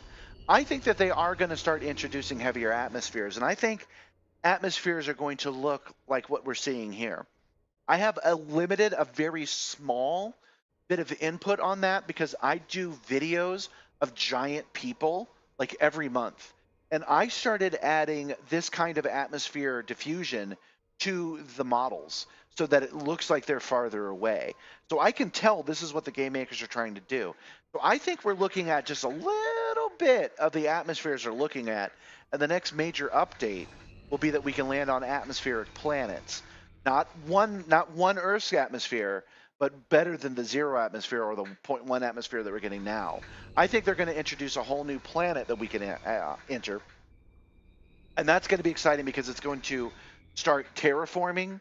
It's going to start being able to land on more interesting planets. And it's going to open up every system we've been to since the beginning of Elite will suddenly be valuable again. Everybody will want to re-land and go to planets they couldn't land on before. That's what I think is the 6-month game that they're playing right now. Okay, but let's go down. Let's go down and check it out. Let's go play.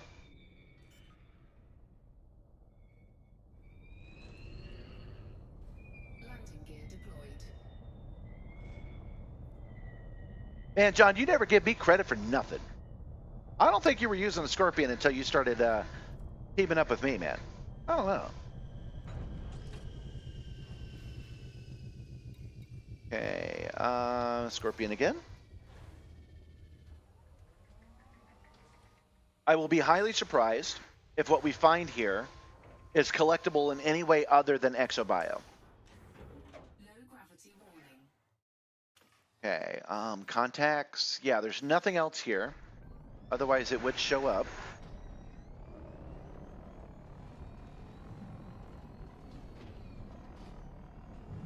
Oh, you know, I mentioned I think the new camera is in a pretty steady place. You guys let me know how it looks to you guys. I like a little bit of camera shake because it shows you what's really happening to me. But let me know if it's not as stable as I think it is.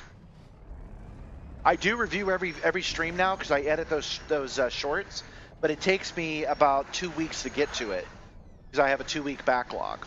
So if you see something, it is wise to let me know. Like the delay in the cargo cam, I might not have known about that. Okay, so we are in an atmosphere right now, and it's clearly pumping out quite a bit of it. Okay.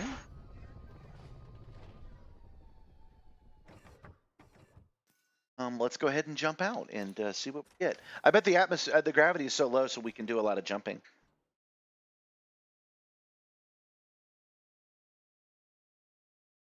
Now, while this is happening, I'm going to flip the switch and make sure I don't fall out of the sky. Let's go ahead and make it full, because we're not doing any haptics right now. So let me bring it down, make sure it safely drops. Yeah, I don't know what's causing that. It has to be. Anytime I got weirdness, it's always a loose wire. So that's almost certain.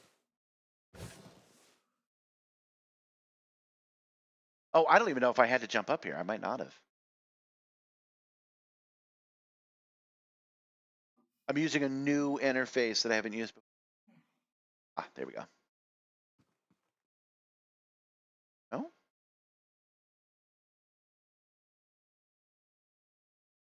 All right. That button didn't work, so button I'm using.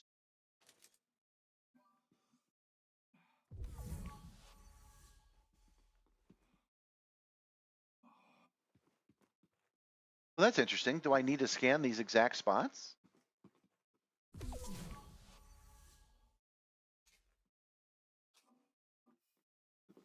A little bit confused. Bit. Give me a second to figure it out, guys.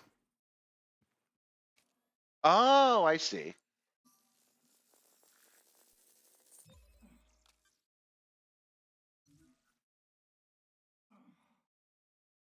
Partial sample obtained, 1 of 3. Radicoda unica. No, I said that wrong. Oh yeah, so I did not quite understand. Can I scan the same spot, the exact same spot a second time? With this CG? No. Okay. You do have to scan a different spot, but it can be on the same tree. Got it.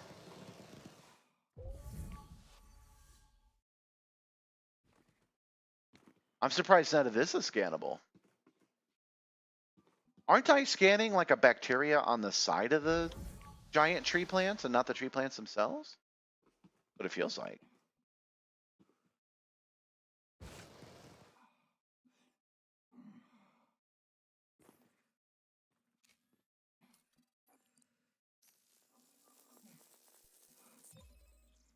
Okay.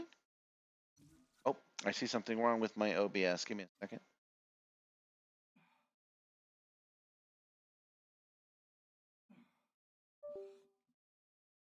Not a fan of my body sticking down just a little bit. Let's down to there and there. Show you guys what I mean. Here. That's good. But that wasn't. This right here was showing a little bit of pixelization. Not a fan. Okay. Back to it then. Do it, lady. Okay. So that was 2. We need 1 more. I have a feeling I'm doing this the hard way.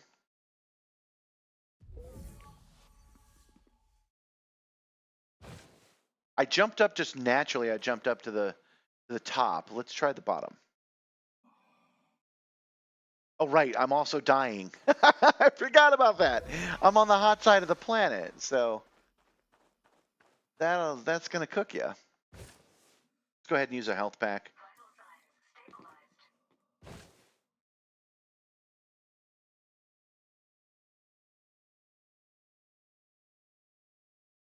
But this is my honest guess of why this part of the community goal is happening. I think they want to figure out how these plants are terraforming, and I think they're going to discover that these plants have terraformed every planet of a certain type.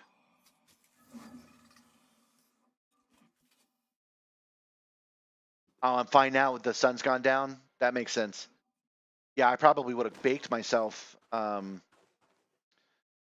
I wasn't paying attention. Also, when I had the crash, because I was off the simulator showing you guys, I had pushed a button that ejected the SRV and ejected my player out of the SRV. And I think the only reason I didn't die there was because I was under the ship.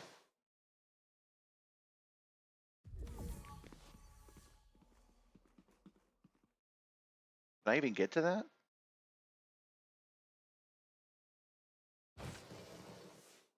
Answer is no, I can't. Okay. So this is where I believe she went. It's only 6,000 meters.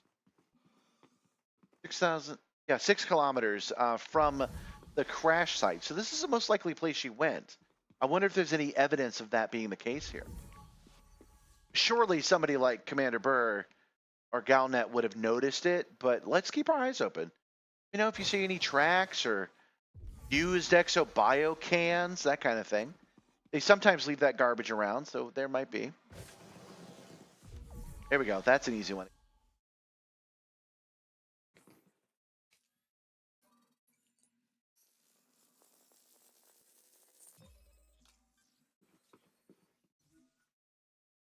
Scanning.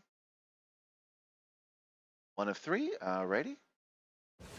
Normally, we would definitely have to leave here and go, well, I want to say it's 500 meters away.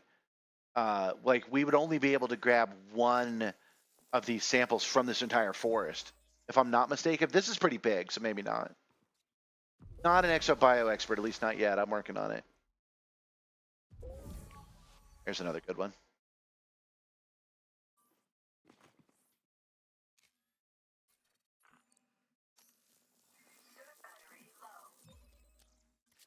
Battery low.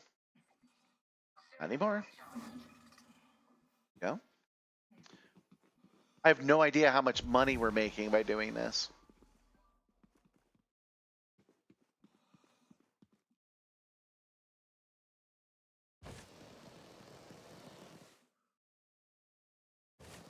Well, I might make it. The Wookiees of Kashyyyk would be proud. Kashyyyk. Whatever. As they call it in their native tongue.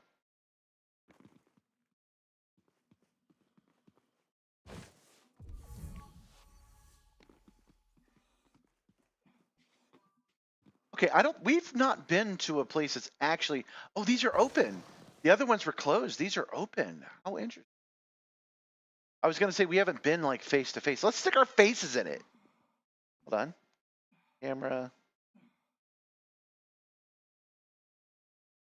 Here we go.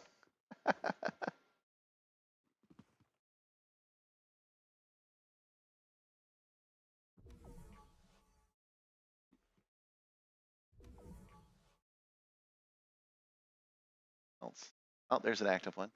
This is hard to do from this angle, of course. Up is down and down is up. Let's turn this camera off. I'm going the wrong way.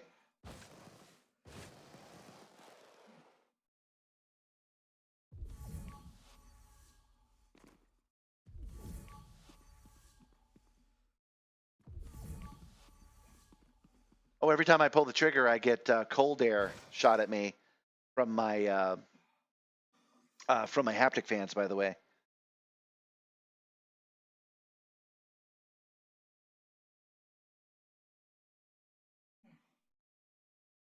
About 5 million for 6 scans. Is that not good? I don't know. I don't do a lot of exobio scanning.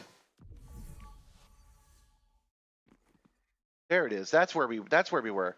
I recognize it because only one of the open platforms was glowing. Let's scan that. That'll be the same thing, I know, but it's good to have some diversity.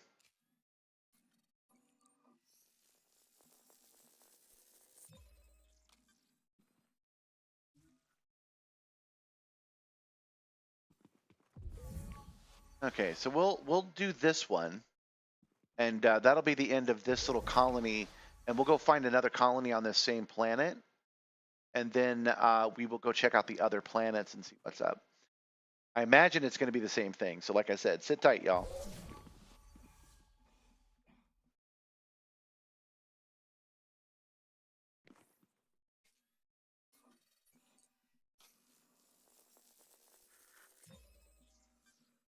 let's go to the actual dark side of this planet and check out the glowing effect.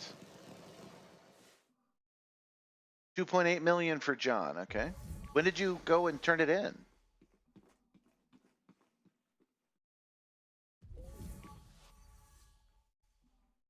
Oh, there's a good one.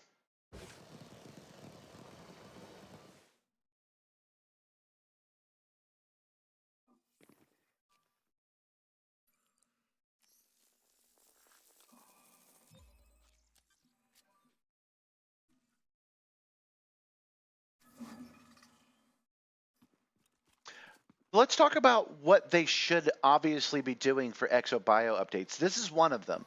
Introduce new things with new kinds of game loops and things like that.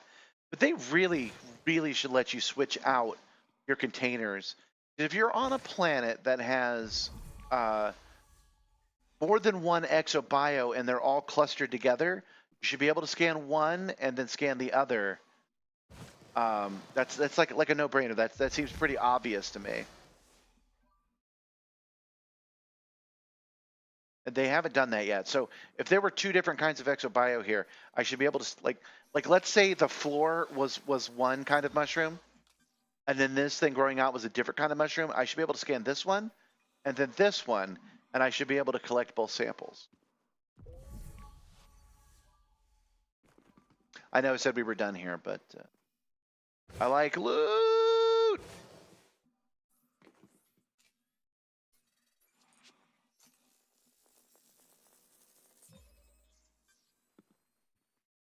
I thought it was 8 times the payout, though. I thought this place was. I thought this place was a great. I thought this whole community goal was a great time to make loot.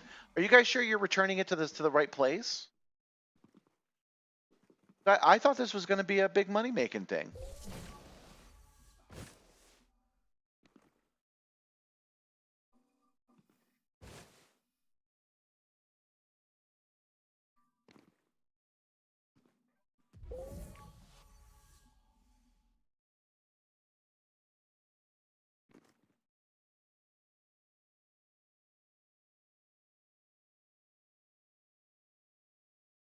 Oh, thank you for that numbers. I actually did need that, Marsupial. Thank you for that.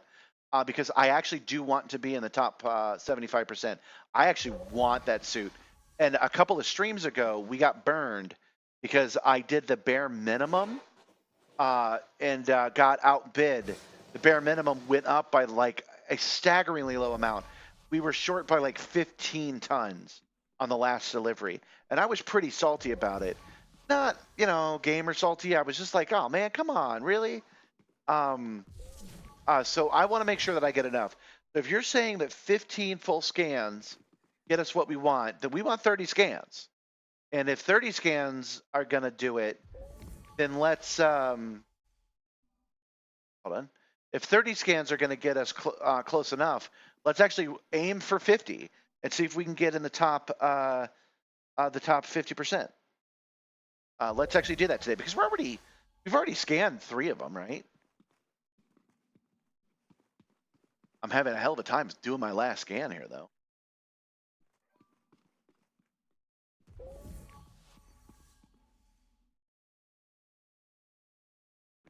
Ranch right here. Go, scan, scan, scan. And we're going to do that by, I hope, entertaining you guys as best as I can. Oh, hey, Demon Diabos, 0707, welcome.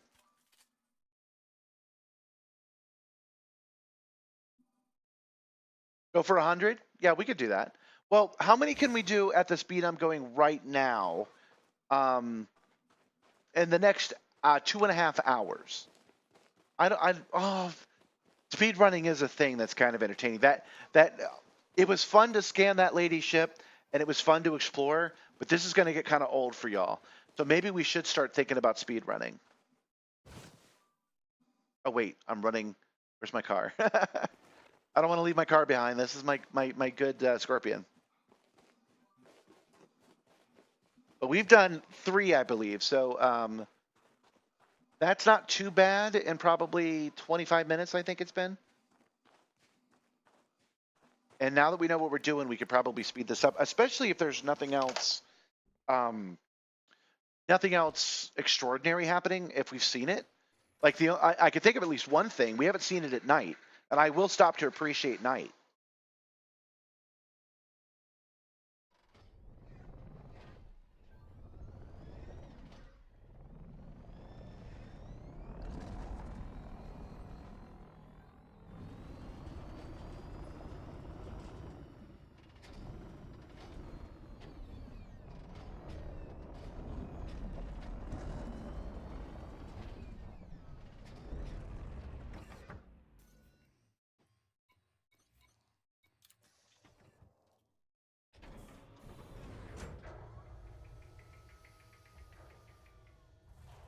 We're up at Rackham's Peak. I don't know. I don't know that by name. What is Rackham's Peak? Is that like Beagle Point?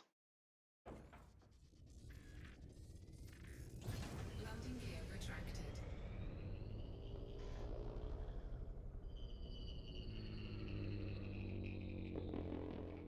Oh yeah, look at that.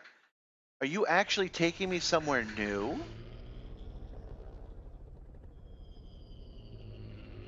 At only 600 meters, probably not, right?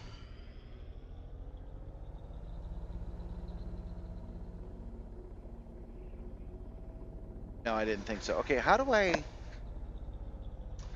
Well, I don't know how to use ED Copilot like that. I would like to know how to program it to send me to the next place, but I don't know how to do that. So instead, we will just turn it off, and we will leave the planet, and we will come back down. How about that?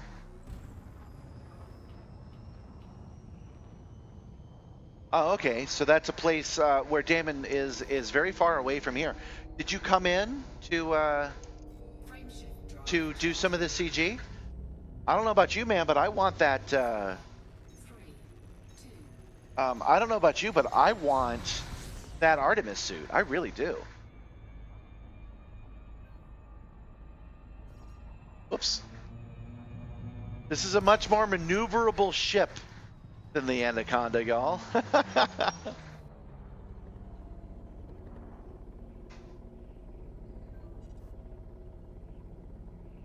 That's something else we're going to do this week, by the way, guys. The Buckyball has a new race. 1.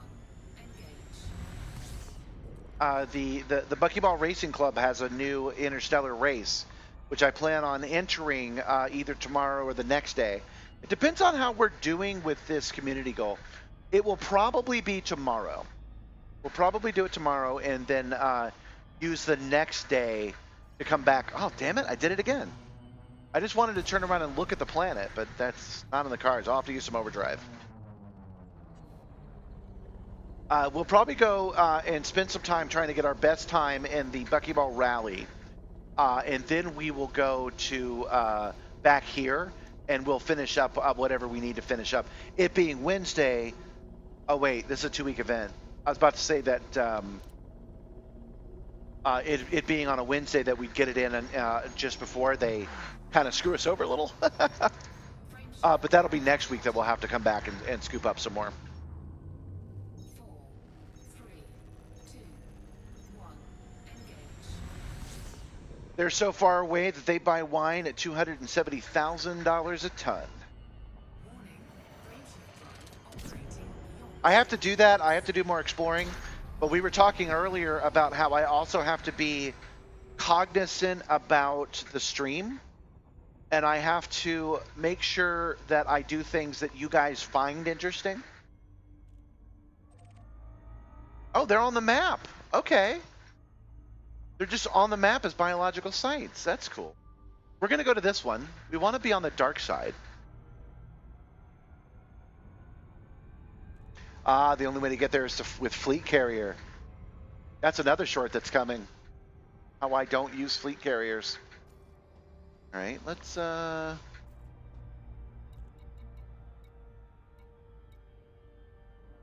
choose the farthest one away from the crash site. Because I want to do this planet on the dark side, and then we will move on to the next planet.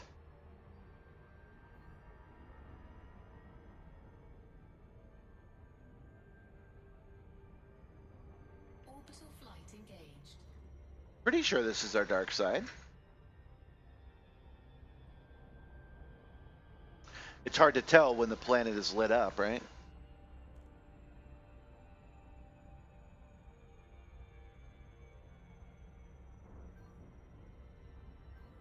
Well, I've made it short. It's not going to launch for a while, but it's me making the argument about why you shouldn't use a fleet carrier.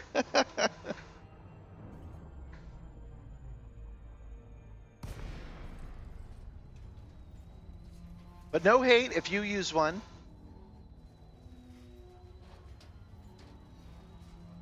Maybe I could hitch a ride from you at some point.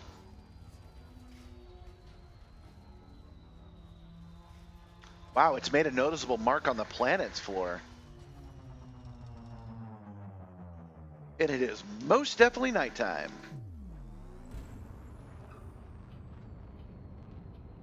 I've managed to spend $1 billion on charity in this game. I'm a half billionaire at best. I have 600 million in the bank right now, and it's going down. I will not stop donating to charity.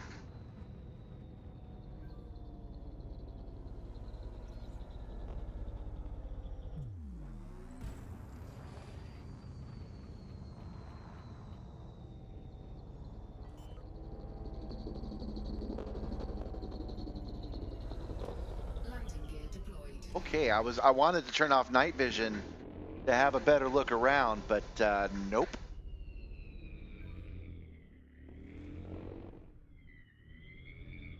It is so dark I can't even see the ground.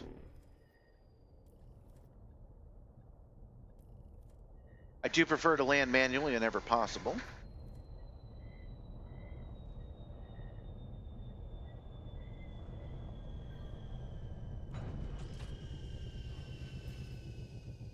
And let's get our SRV out.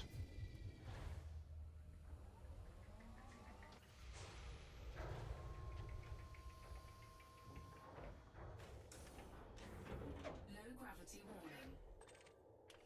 Go check out this non-rare thing. There's a crystalline structure over here. Let's go take a look at it.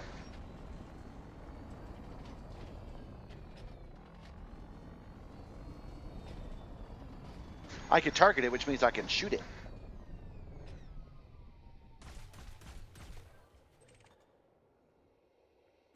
Cargo bay. Cargo scoop deployed.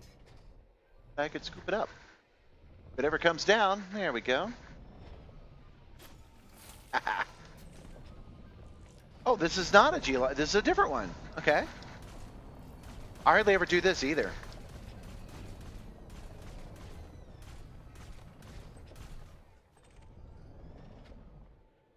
Nickel.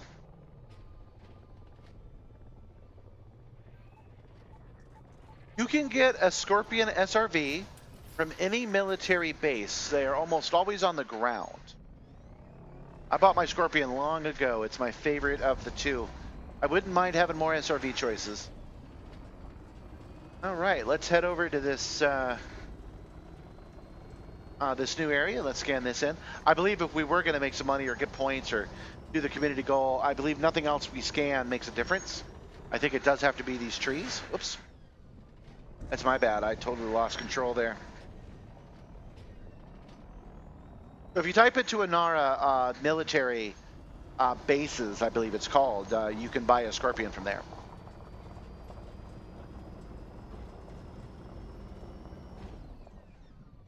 Ooh, there's something glowing on the ground. That. Let's go investigate. Cargo scoop retracted. Oh, by the way, over on the YouTube side, YouTube itself suggests I do certain things, and just they're like, "Hey, set up a goal." So I did.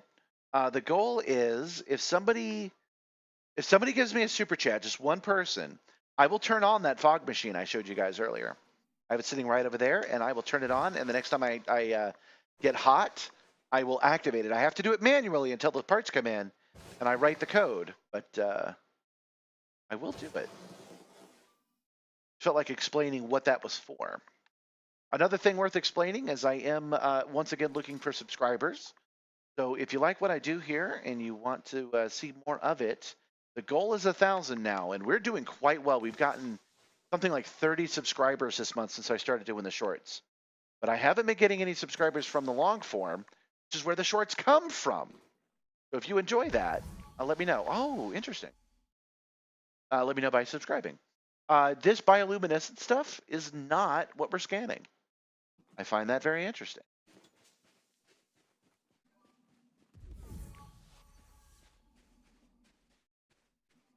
Hey, sweetie. Oh, good. Gabby's got coupons. Oh, she going shopping then. I didn't know you were going shopping.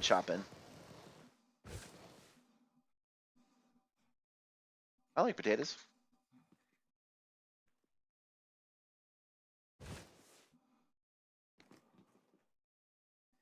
I can get up there. I can make this. Having trouble? Okay, we'll drive safely. You're not going to take the puppy with you? Yeah. Gabby never takes the puppy. Okay, that is 1 of 3. I figure we'll get three groups of 3 here as well.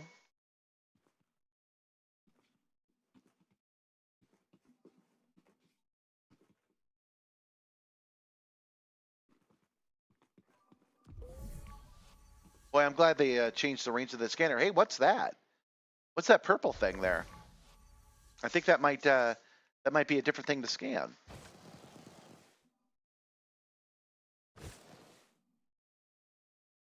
You guys can let me know if there's anything to scan as part of the community goal besides these trees.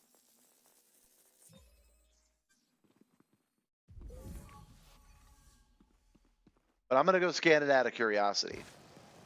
So I guess so much for doing a speed run, huh?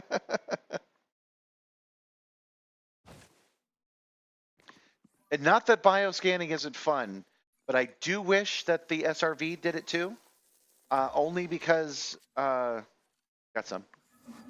Only because the Simstarr is a motion freaking simulator, right? Yeah, I want to know what this purple glowing thing is. Because it's glowing green right now because I turned on the sensor.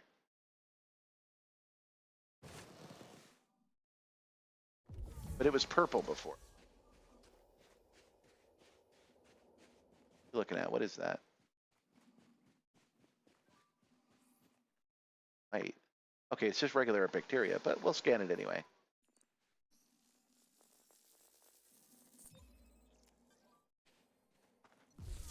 Oh wait, that might not have been the best idea because we have to find the next. Oh, see, it's blue. Oh, that's why it was blue. It wasn't bioluminescent. It was glowing blue because it wasn't applicable.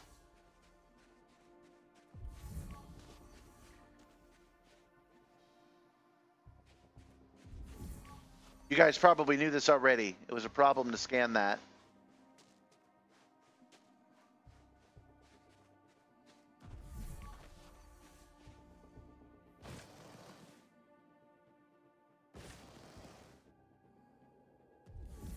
I don't know how to reset it either.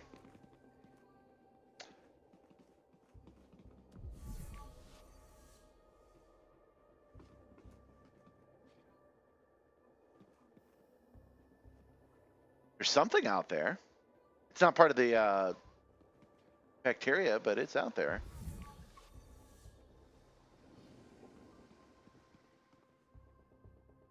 Let's get back to the SRV.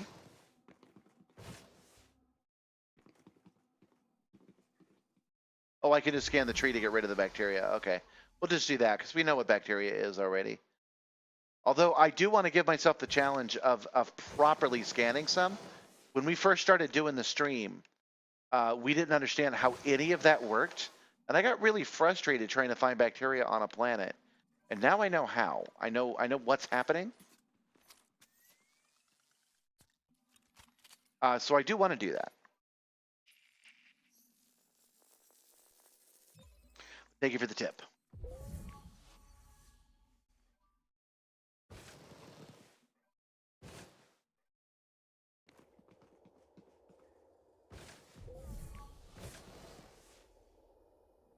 I can see also why they decided that you could just scan multiple things and you don't have to go to the next forest. This is, although maybe a little on the repetitive dull side, a little, this is a good community goal.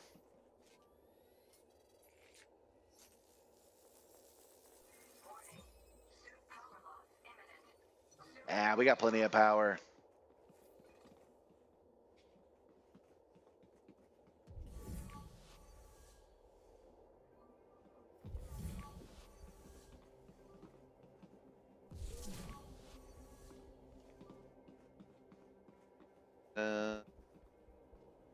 You can see I'm not the best speed runner, guys. Don't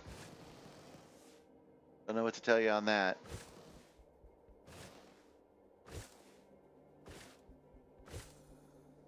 Oh, gonna miss it. Oh no. Oh, and I even hurt myself. To get some bioscan, I hurt myself today. Jump too high and then I land. But I would trade it all. This empire of exobio. Now I'm determined to get the specific sample. Starting to get on my nerves.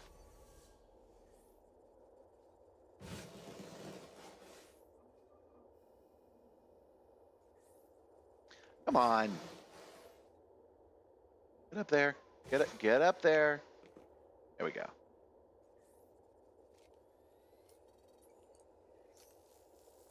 Okay, got it. All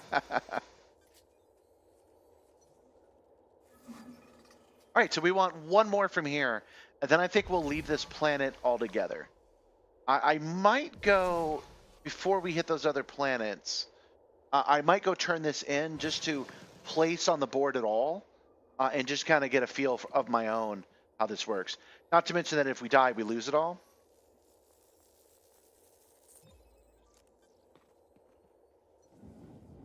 We're right at the halfway mark for the stream in general, so let's turn it in, see what we got, see where we place after this, and then we'll choose the closest planet to the sun, because I think that would be a neat place to go. With the first place we went was where we knew the scan was. I'm sorry, where we knew the crashed ship was. But let's explore a different planet and see what's what.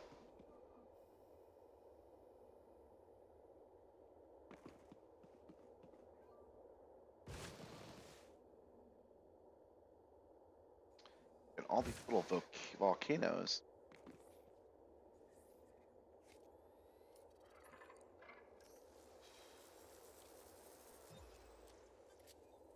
And done. Okay. Back to our ride.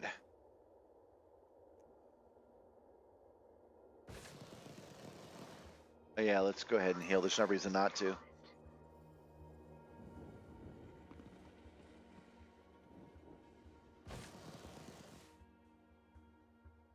Wish they'd give the SRV some love. It's nice.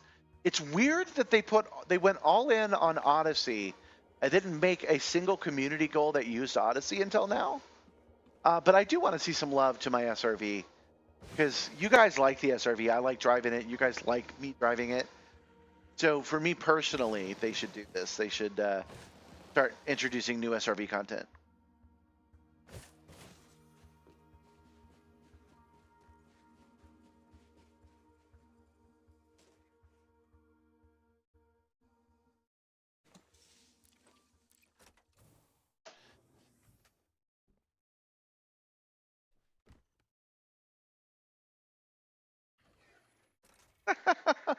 I got another bot over on Twitch. It says, "You're seriously good at this game. Please teach me some tricks."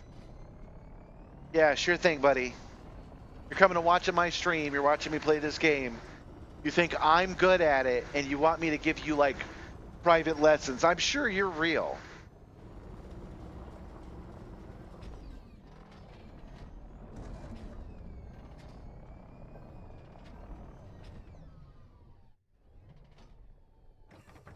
Darn it. Yep.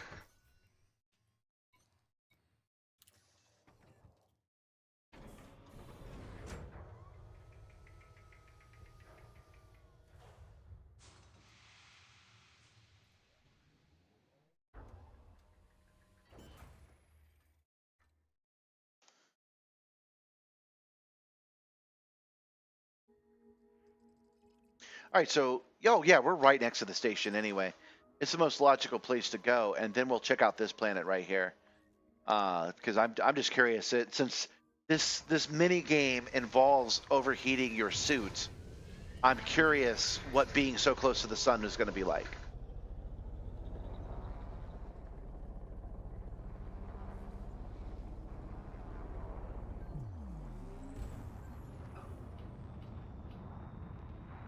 And we have to go around one planet to get to where we're going.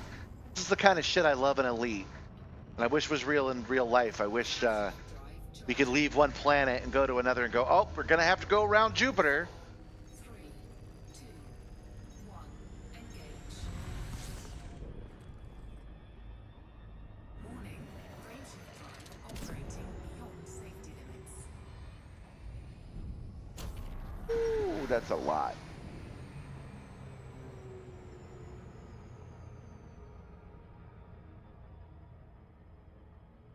There we go.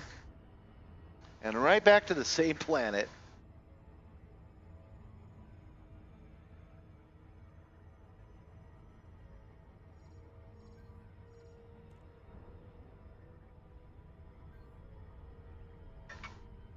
In the community chat right now, somebody's saying that they have $30 billion. Obviously, they're not donating to charity everywhere they go.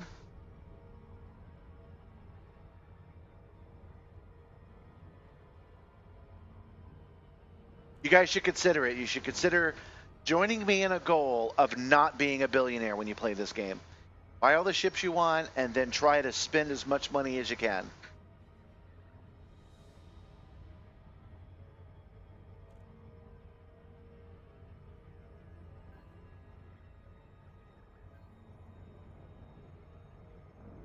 Whoa! Unexpected. I didn't see that coming at all. I do remember now that there was an asteroid belt, but I didn't see it until we were right on top of it. My bad. Frameshift drive charging. 4, 3, 2, 1, engage.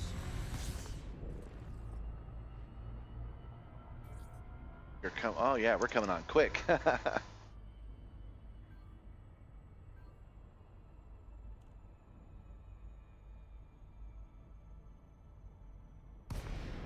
Says he's still on my screen. I'm still thinking about GamerDozy12 over on Twitch. He says, "Hey, I like the way you played this game. Please give me some tips." He didn't say anything about any specialized equipment that might have caught his eye. Nothing unusual about my stream. I'm a little like the doctor. I'm used to hearing, it's bigger on the inside, and he's not saying that. So that's how I know he's not real.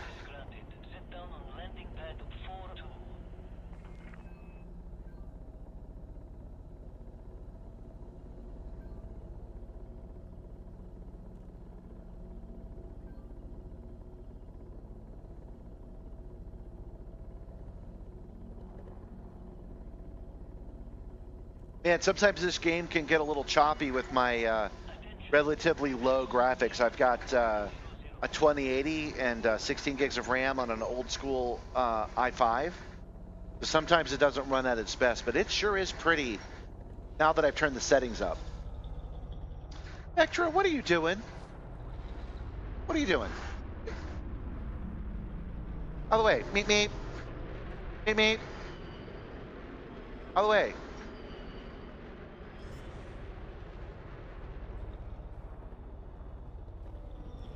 Lighting gear deployed.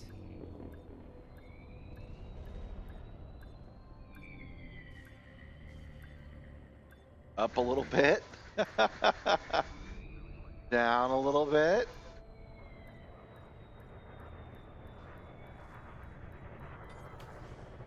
And landed. I have no idea if I beat him or not. I might have. Landing successful. Clear to disembark. Report to station services for more information, Commander. All right, let's bring the ship down. What can I have done to have broken my emergency cutoff safety? What could I have done? Loose wire's got to be. It's got to be a loose wire somewhere. Okay. You guys still won't take my money, right? Wait. What does that say? We at Exogeny Sciences are pleased to have you with us, Commander. You were part of the October Consortium? Oh, man, I didn't realize that we were dealing directly with the October Consortium. Kind of the bad guys in this story. Incoming message. I say as I give them a bunch of stuff. We're pleased to inform you that your reputation status with the October Consortium has been raised to cordial. You should keep completing successful operations to for the reputation. Yes, thank you for the update. Thank you for the reminder. I did sign up for the CG beforehand, but let's make sure that I've done it properly. It does say signed up. I do have insufficient rewards. Contribution 0 samples. Okay. I've got to do this on foot, and I've done this like maybe 5 times for the entire game. This isn't something I normally do. But I did have to sign up right here, so you were very wise telling me to do that before I left.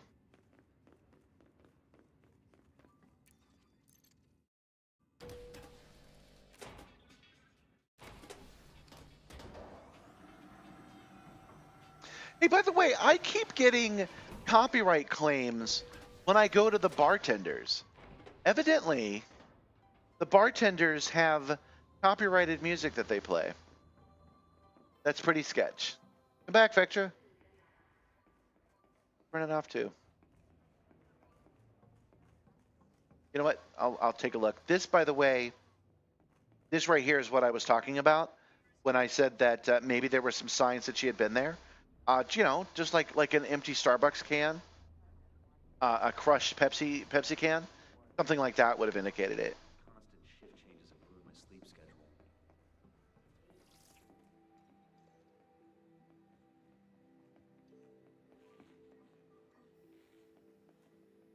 Oh, hold on, I gotta unmute it for this gag to work. Confirmed, Commander. Commander Simstarr disagrees with Vectra. All right. Hello. You have organic data to share with us? I would like to sell my organic data. For us. Okay, sell organic data. That's all it takes. More to share. That's all I've got. Thank you and goodbye. All right, let's go over and see if Pioneer Supplies has anything for us. Maybe they're selling a level 5 Artemis suit. You never know. Upgrades, whatever you want. So what are you after today? Let me check your consumables, please. All in one place.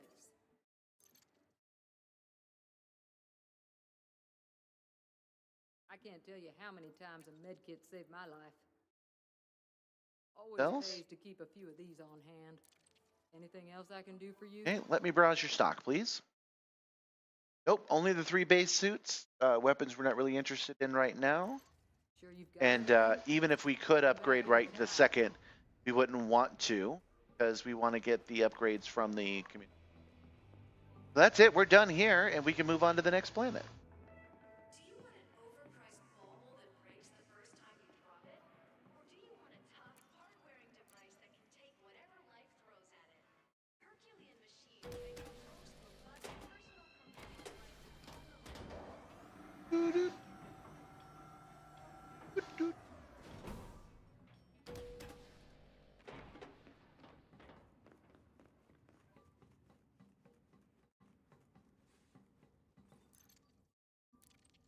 Ship's so old it doesn't even have a decent like boarding system. How would you even get on this ship?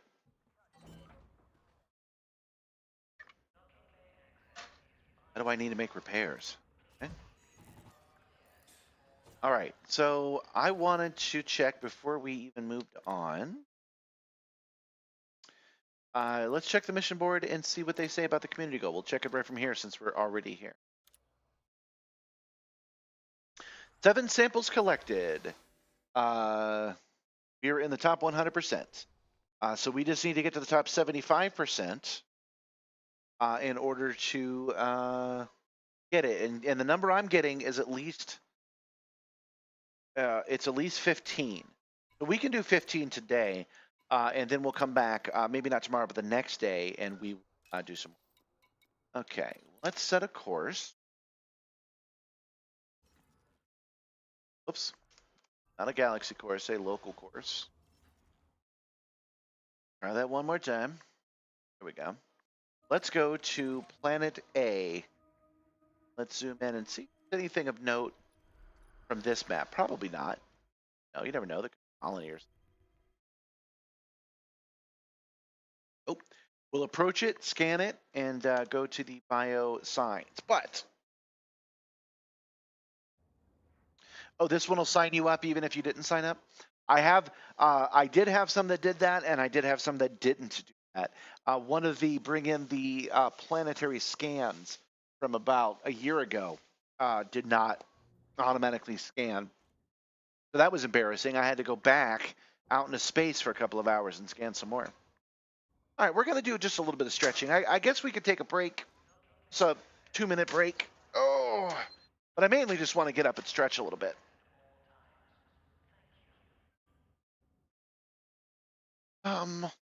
Yeah, let me go to the next room. I don't even have to hit the break button. I don't need that much of a break. But hungry guy. I ate all my bananas. Gabby's buying some new ones right now. Peanut butter sandwich it is.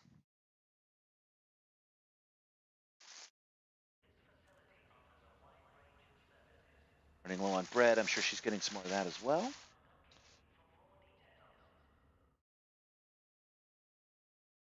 One of the things about doing the streams during dinner time is I often skip dinner to hang out with y'all.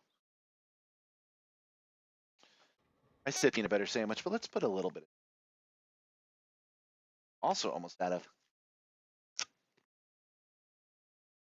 Could put some honey on here too.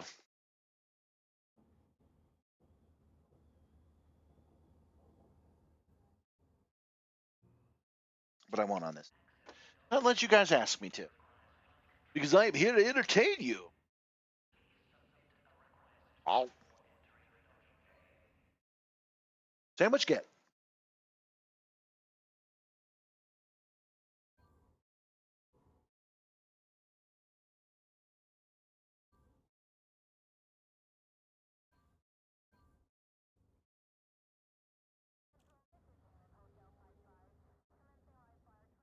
I know for sure you didn't have to sign up for the Titan attack. That was one of the advertisements. Sounds like what you guys are saying is that was so popular that they stopped making that a requirement.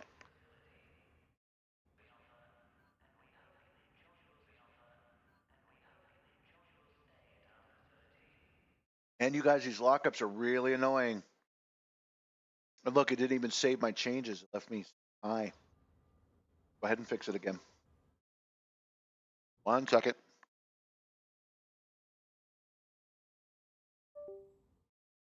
At least it boots up fast. There's little chance that I'll actually lose the stream I have in the past. There we go. That's right.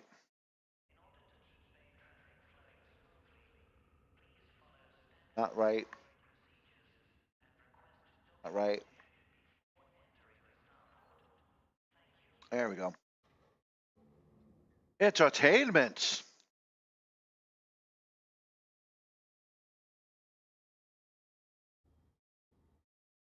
Let me just check and make sure on my other screens that everything's fine. Yep, looking good there.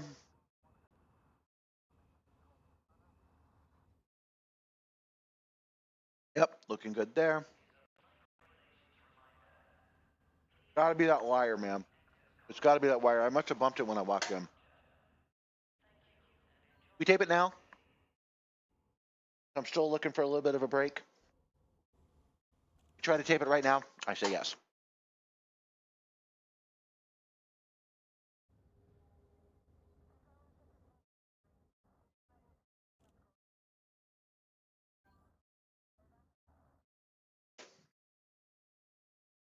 Got some gaff tape right here.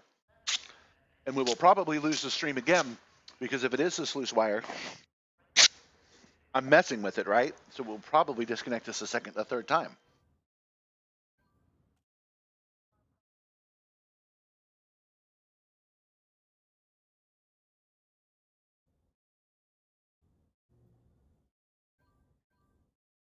I'll do a real messy job this time. Okay, we still there? No, working.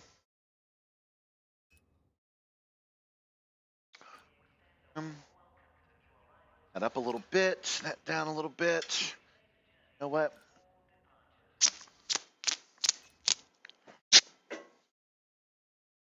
We'll tape the tape. Right to the gosh darn pylon. There we go. Let's see if that helps at all. If it doesn't, if this isn't a hardware issue but a software issue, I'm still at a loss of what to do. I updated the drivers recently.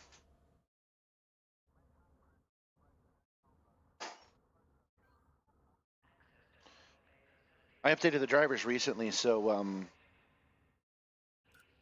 that should have solved it, and it hasn't yet. Thanks for bearing with me. I guess you're here for technical stuff anyway, right? Okay, we've got a destination plotted. Got a Simstarr that is 99 instead of 100% functional. We at least have a routine on what to do if the Simstarr falls or the camera locks off.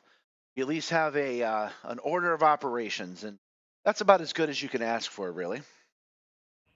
Okay, so let's go. I think I've turned the volume down a little too much now.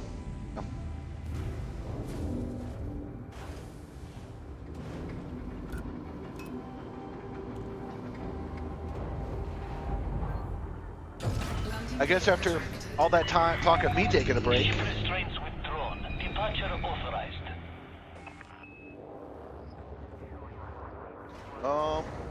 Okay, let's get out of this space station, but that tape job was a little low.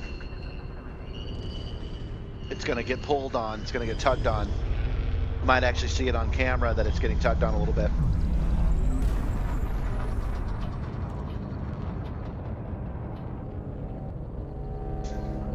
We'll let it fly away, and I will jump off and fix it again.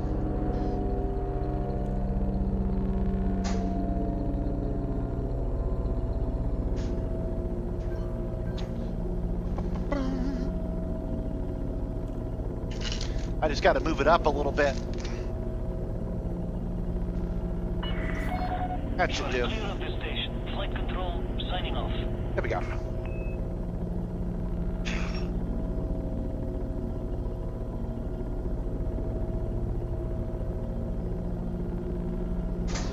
Wait.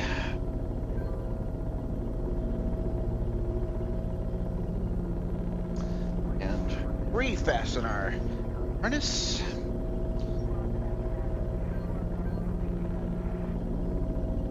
Buckled. Let's go. Drive charging. Oh, 3. that's no good. We're gonna fly right into the. Hey. This has really got me thinking that the problem is narrowed down to this wire, because I just fiddled with it and now it locked up again, right? I gotta make all these changes again. Down, done, down.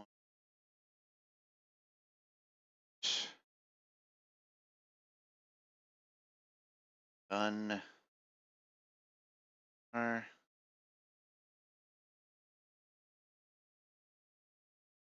There we go, that's better.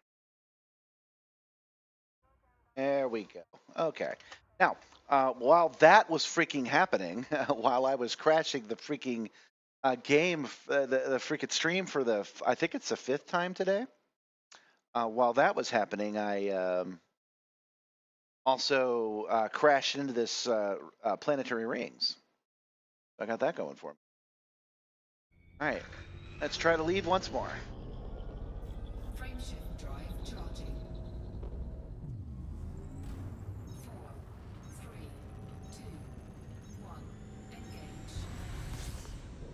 This time, we will do a little Super Cruise Overdrive. Oh yeah, turn the volume back up. There we go. Warning, graveship drive operating beyond safety limits. There we go. It might take us a couple of tries, but we'll get there in the end. And that's more than a lot of people can say, right?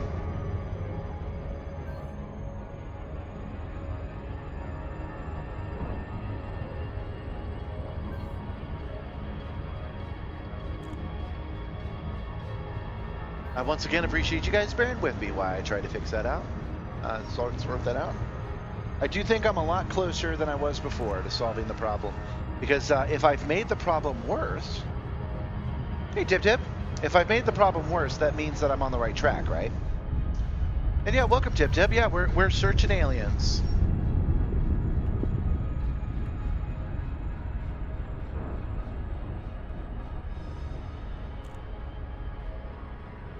Oh, son, don't bother me. We're all good. What's that noise? Huh. Yeah, we're doing the community goal right now. We're scanning different aliens. We have scanned 7, and we need to scan a total of 15. And we're going to a all new planet in order to do it.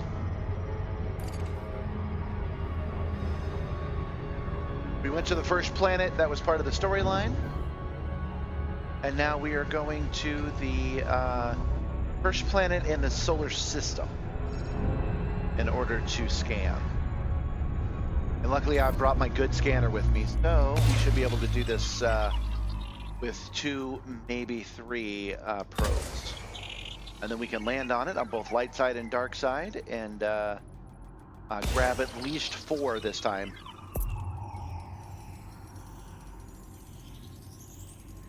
Surface scanned by Yeah, we could have done this one in 2. 50%.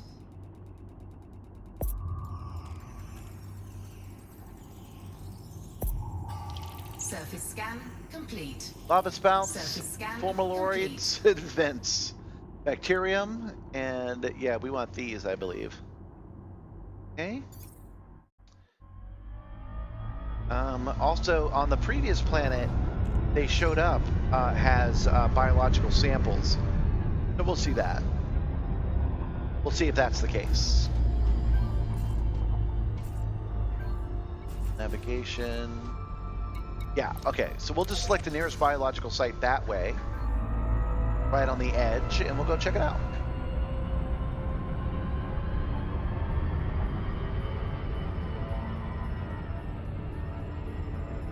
Yeah, I think you should. I think you should come into the game and experience this new community goal, because it's been fun so far. I've really enjoyed it. It started all the way back in, I want to say, August was the first time that we got a clue that something was going on in this sector. And then this last Thursday was the first time we could actually enter it. Oh. John, you're on my ship right now? Hold on.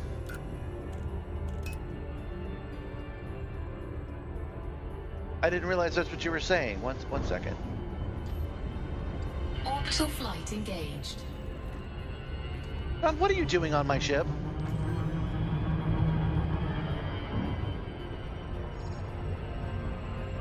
Look what you did. Look what you did.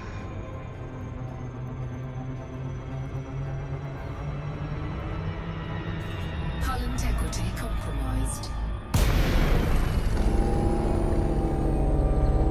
Thank you, Marsupial. I like my hat too. It's got a custom Project Simstarr logo on it.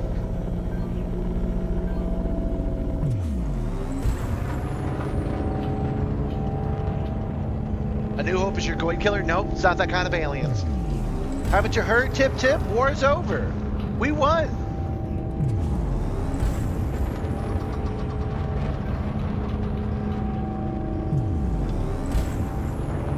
So you can see as I approach the site, it's actually changing the atmosphere around it. The atmosphere here is different than the atmosphere around the rest of the area. So we suspect that means that these plants can and do terraform planets over probably millions of years. And that's why it's been kept a secret And once the seeder gets out to the wider scientific community, they're going to be able to have us terraform planets as part of colonization. That won't happen overnight, but that's the assumption. All right, last time we Landing gear deployed. we landed way out of it. Let's see if we can land in it this time. I've got a small ship. We can give it a try. This reminds me of a local hiking area around my house that has a kind of plant that only grows there. It only grows in a 10-mile area. So you have to be very careful not to do exactly what I'm doing right now.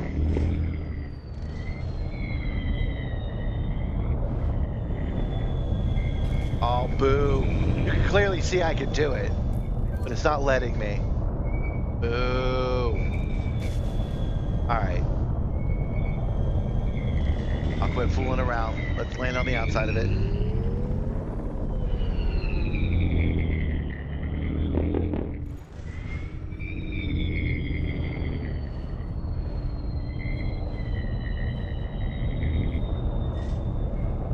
All right, you want to be that way? We'll land way out of it. There we go.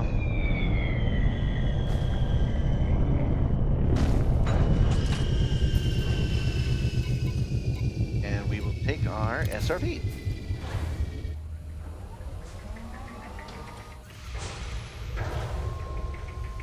Well, you're allowed to clean your engine core. You don't have to clean your Thargoid killing ship with Thargoids. You know, you could just do regular maintenance on it. I do have a Thargoid killing ship also. It's my Python Mark II that I bought with actual human meat money.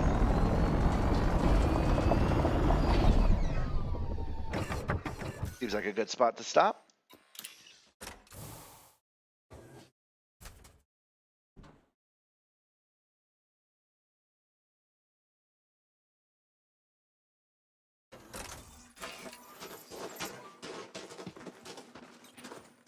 Oh, did you ride in the Scorpion too?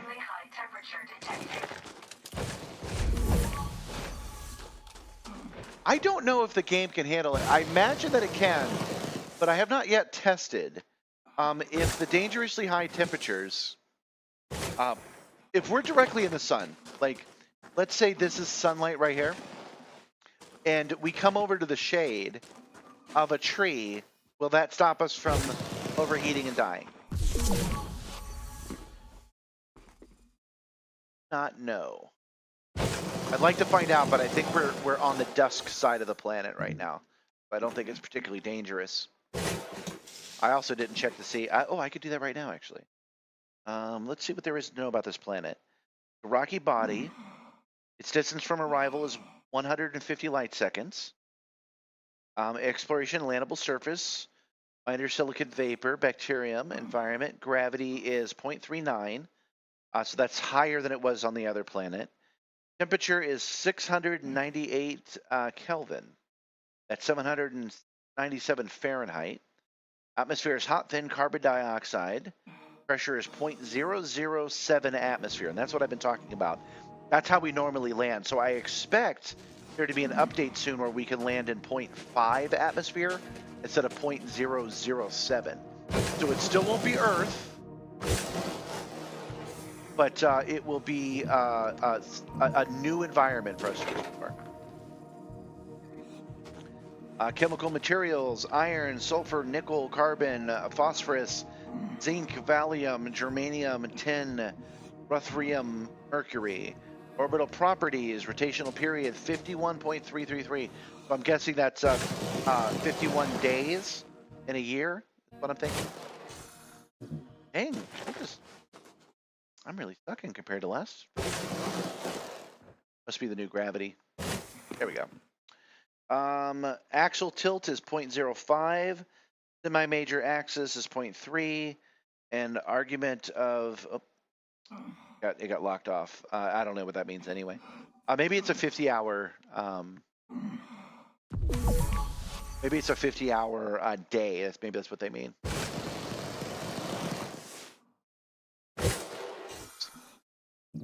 Dang, I'm really sucking on this at this particular site. So let's go somewhere else.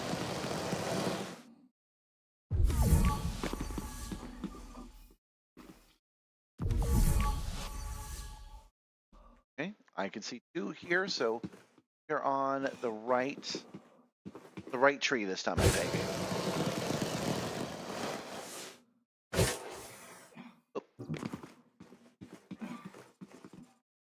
I suck at video games. I'm not good at platform games now. Exactly what this is.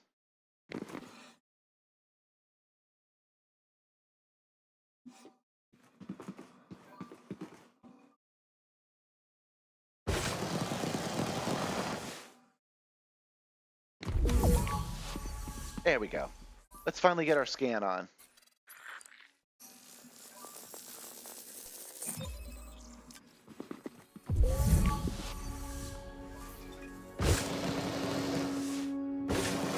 A lot of you guys are watching, so you must think this is a fascinating game loop as well. I do. I think it's pretty neat. What we're doing right this moment is we are scanning only 3 of these. Usually you have to go quite far, but not with this particular community goal. This one you can scan right next to it. That's not normally how this game looks. But you scan 3 of them, which I just did. And now we're good. That counts as 1. So we've done 7 so far. Wait, you let me scan this again? Holy crap. That was probably pretty obvious to you guys that have done this already, but that is the first time I've actually done that before. So I could just scan the same 3 over and over again? Huh. I'm not quite ready to do that. I'm enjoying the exploration aspect of going to these different planets, but that's worth keeping in mind.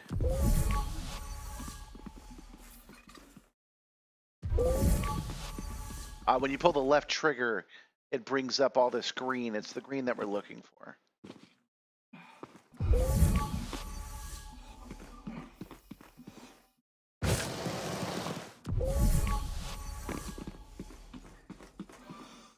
Yeah, that Reddit post really has me thinking. I really wish that we need to find Vectra and see how well it works.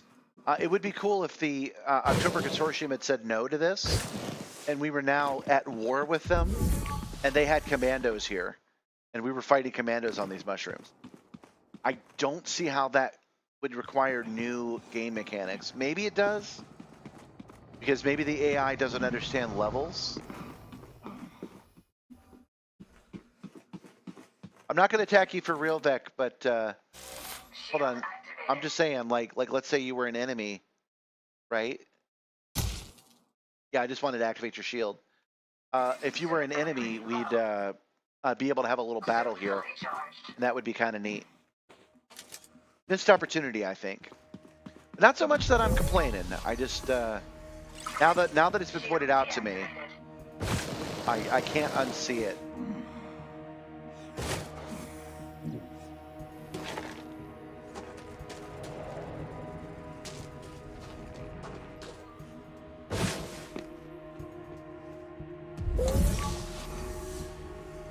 There it is.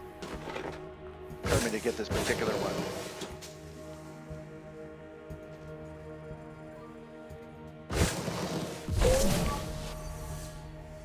Come on.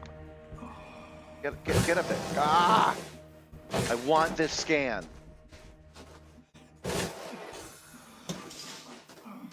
Hey, I wonder if I could stand on top of your ship and then have you fly me over to this thing. There, got it.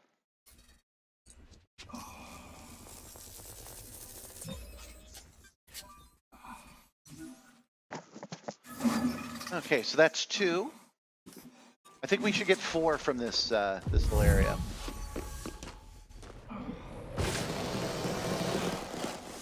Oh, that's a good one. Here we go. I am stuck. I am stuck. Come on. Oh, maybe I can crouch. Maybe that's the answer. Darn it.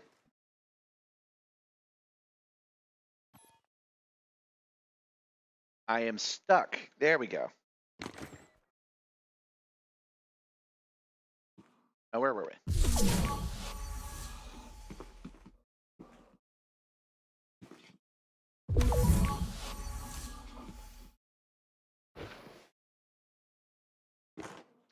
And I died. Well, I didn't die. I just failed. All right. I'm not declaring that I must scan that one. I'm good, y'all. There are plenty of other options. Go.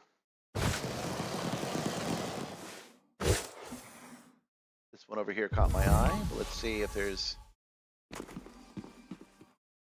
I should be able to scan that from here. It's weird that I can't. Oh, I'm not actually facing the open sore, as it were.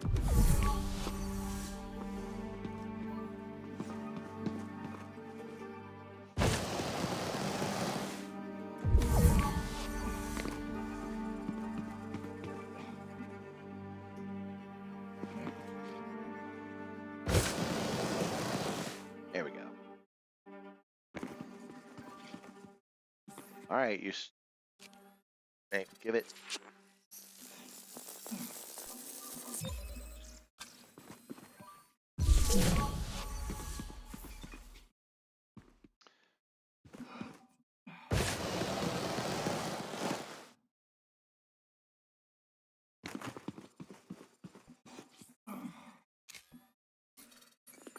Can't help but notice the texture is cut off on the top of every single one of these trees. I wonder why that is.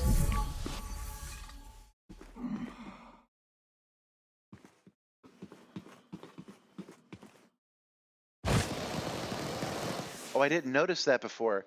This was purple when I scanned it, right? Which is the one I scanned before, so that makes sense. But there's a spot underneath this I did not scan that's also purple. So that means that it's saying that each tree is its own thing.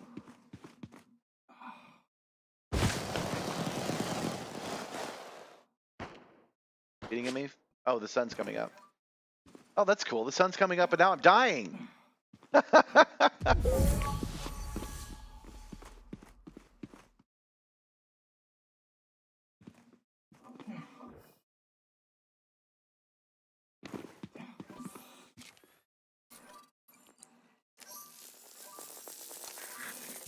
That's fine though. We've got plenty of energy. We got plenty of health packs.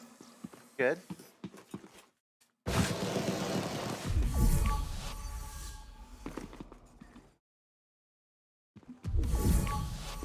That was 3, by the way. We wanted to do a total of 4. So we'll move on now that the sun's up. We'll go to the dark side of the planet.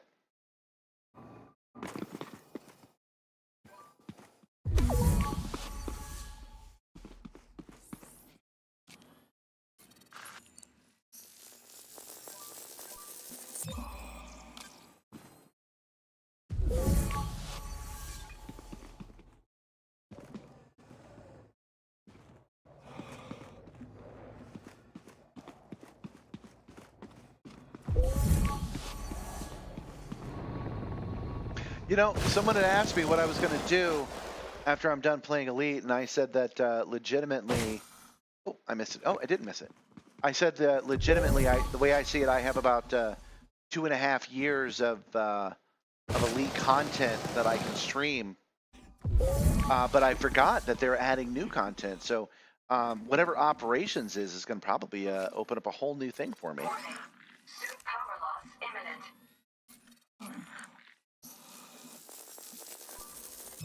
Suit power loss? What do we do? Suit fully charged.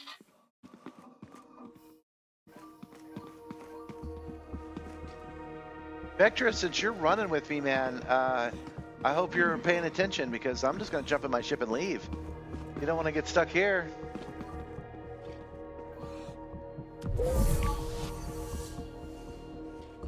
All right, I can scan the same spot again.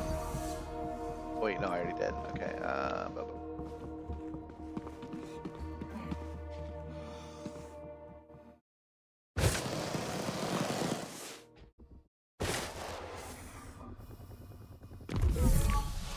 want to be on a planet that lets me do a double jump. Not too much to ask. Multiple planets to choose from. I'm kind of tired of this one, I'm not going to lie. Be nice to get in a spaceship and just fly to another planet for a while. Come back in hopefully less than 4 years and be like, oh, what I missed, guys? I was out scanning the stars.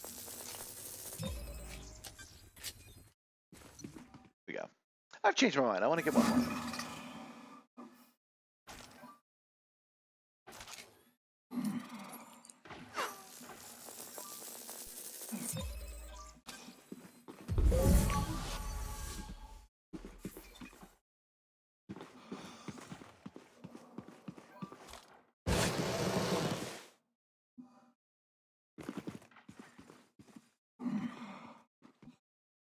Shooting at me? Is that a gunshot? That is a gunshot. What are you doing? Why are you shooting?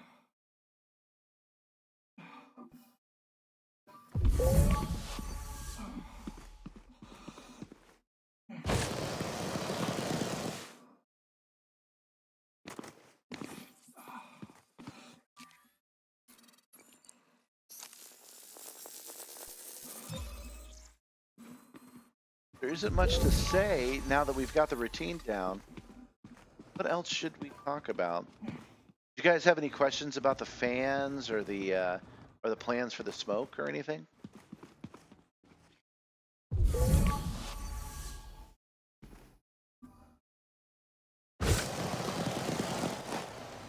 Anybody a coder? I'm gonna ask ChatGPT to help me, and I don't want to. If anybody knows how to write a quick Python script, I'm all ears.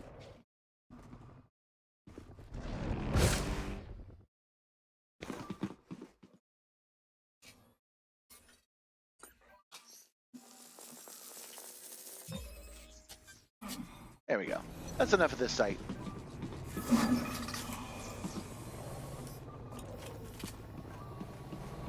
Hey, you stole my ride!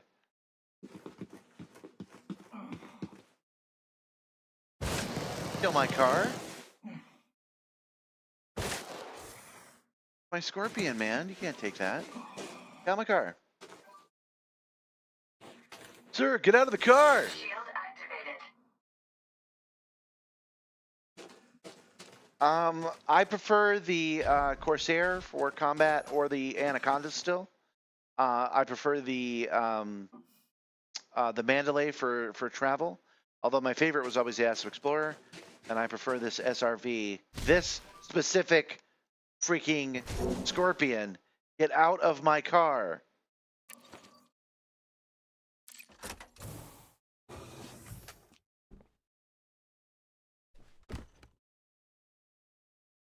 I don't want to leave it behind. Whoa, whoa, whoa, whoa, whoa, whoa, whoa, whoa.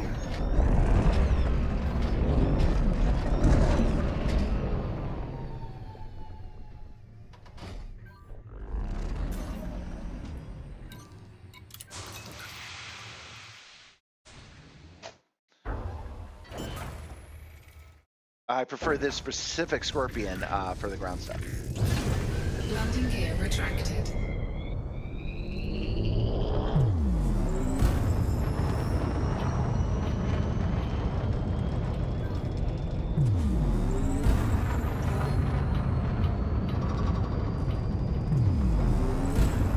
Frameshift drive charging. 4, 3. For this particular mission, we are using... what the heck is this thing called? We're using a Vulture because I like its size, maneuverability, and looks. Warning. Frameshift drive operating beyond safety limits.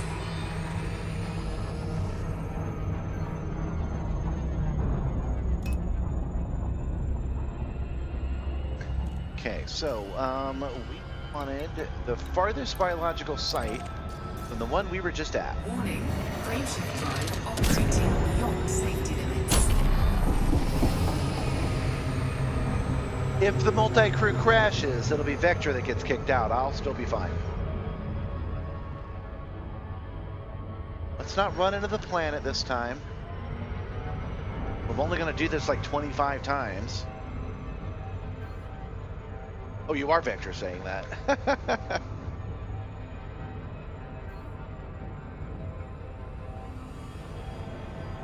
Now, the multi-crew will only crash when you're jumping from one solar system to another.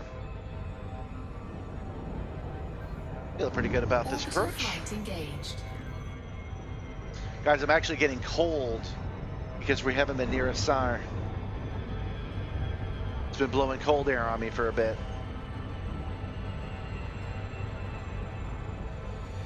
What ships do you guys use? What are your favorite ships? Don't say fleet carriers, because fleet carriers suck.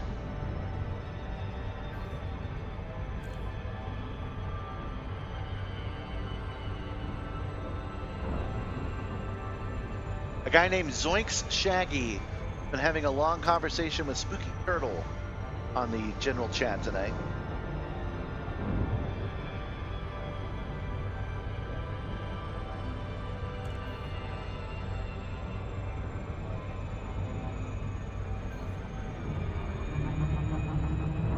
Pull up into the blue.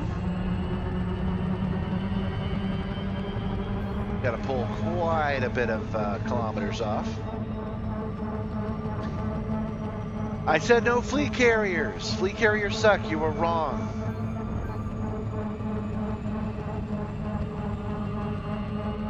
I don't know why you enjoy having bad opinions all the time, John.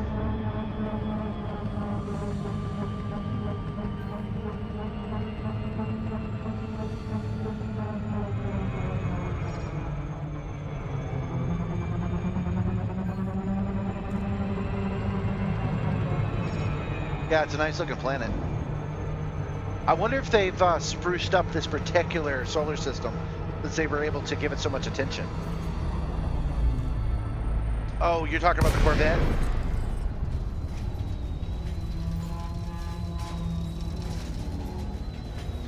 Marsupial says the Crate Mark II for combat, the Mandalay for Exobio, and it just got a Panther Clipper. I got a Panther Clipper, I drove it for about 5 minutes. That was kind of the end of it.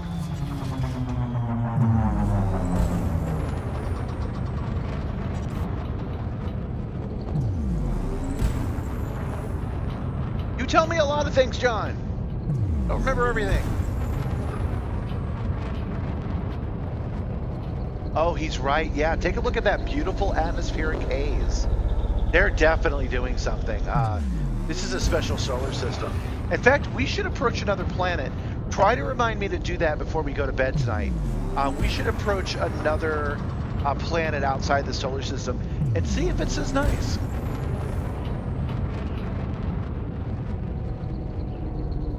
Because it would not surprise me if all of these planets had unusual glows and hazes to them.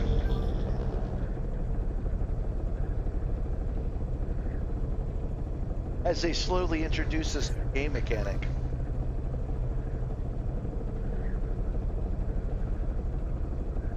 Look at how much atmosphere is being leaked by this particular site, though. Dang.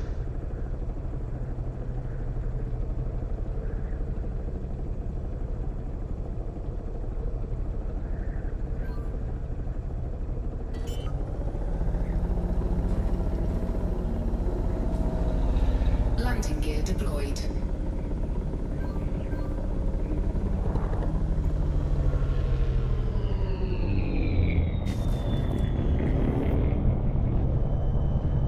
Don't tell me you're not impressed with that shit. That was pretty great.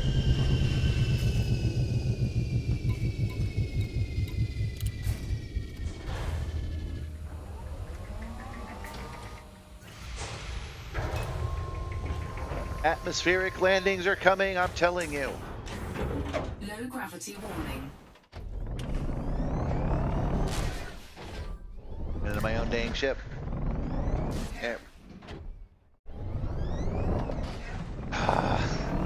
Let me out. Thank you.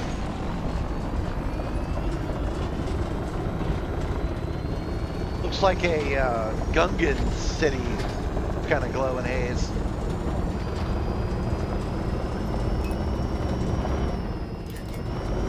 All right, next question. Oh, I missed it. Can we land on them?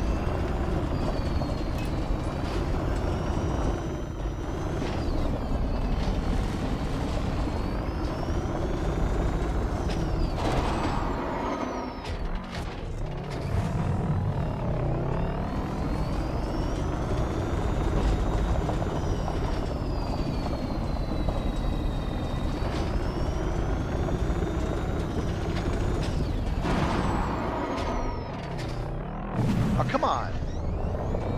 All right, all right, all right, all right. I got it this time. I got it. We got this. Up, up, up, up, up, up. We're gonna have to try the Scarab. Scorpion just doesn't have the power to get it done.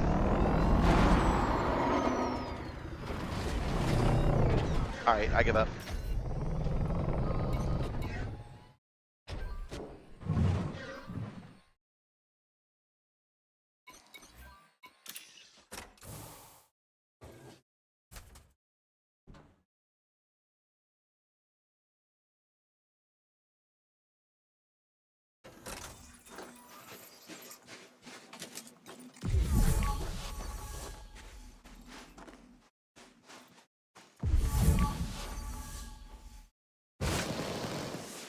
No severe temperature warning now. I was curious if it affected a whole planet or just parts where the sun is.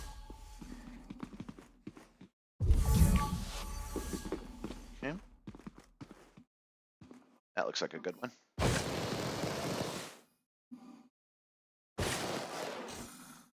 Oh. Far.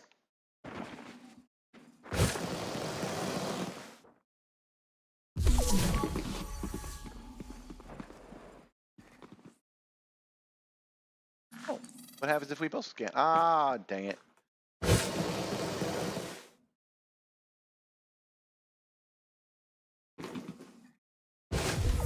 Boy, I am no good on the vines. No good on those vines at all. But this is a good spot for it, so I guess we'll try again. And off of it I go. Well, that's probably why they give more than one option.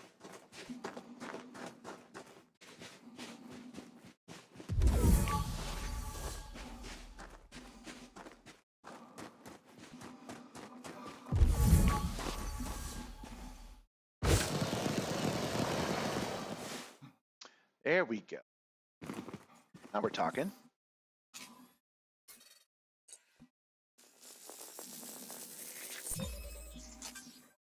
What inspired me to start making the Simstarr? I have been into simulation. Used to be VR because that was the only thing I could really do. Insufficient genetic diversity. Oh, right, because it's one plant. That's VR is easier to do, not worse, just easier to do than a simulator like this one.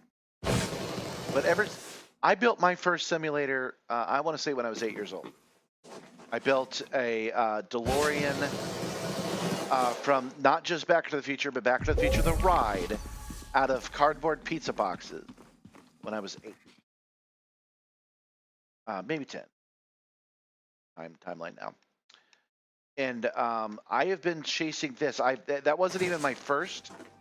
I'm sorry, that was my first, but it was not my last attempt to recreate Back to the Future the ride at home. And I have wanted this forever. I bought a Yaw VR. Wasn't a very good system, but it did work for a while. And then really what happened was I was in the right place at the right time. On the Facebook Marketplace, a dude had 2 of these up on the Marketplace. And I was able to trade him. I just sent him a message. I was like, dude, I've got this model DeLorean. Bring the story all the way home. I've got this model DeLorean time machine. It's rare and expensive. I will trade you for one of those. And he was like, yeah, sure, I'll deliver it. And then he did, and he brought both of them. Well, I have 2 of these machines. And then once I finally had the impossible to get parts, it was on like Red Dawn. I had it running in a month. I've been doing the stream ever since. What inspired me to do the Simstarr? A deep, deep, deep need to make a simulator like this one.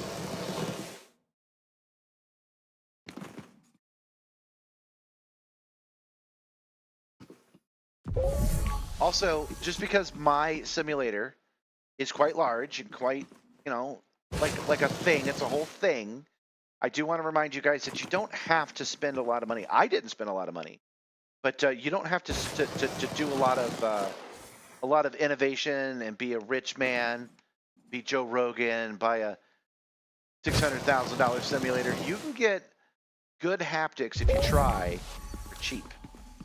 You should build a simulator yourself. It starts with a HOTAS. Get yourself a controller. Start with the X52 and then upgrade from there. Those aren't too expensive. You should put those on your desk. Can't see them in the shop, but they're right there. Then you start building your own custom haptics. Like I've got my frame shift drive lever. I've got my landing gear. It's right here.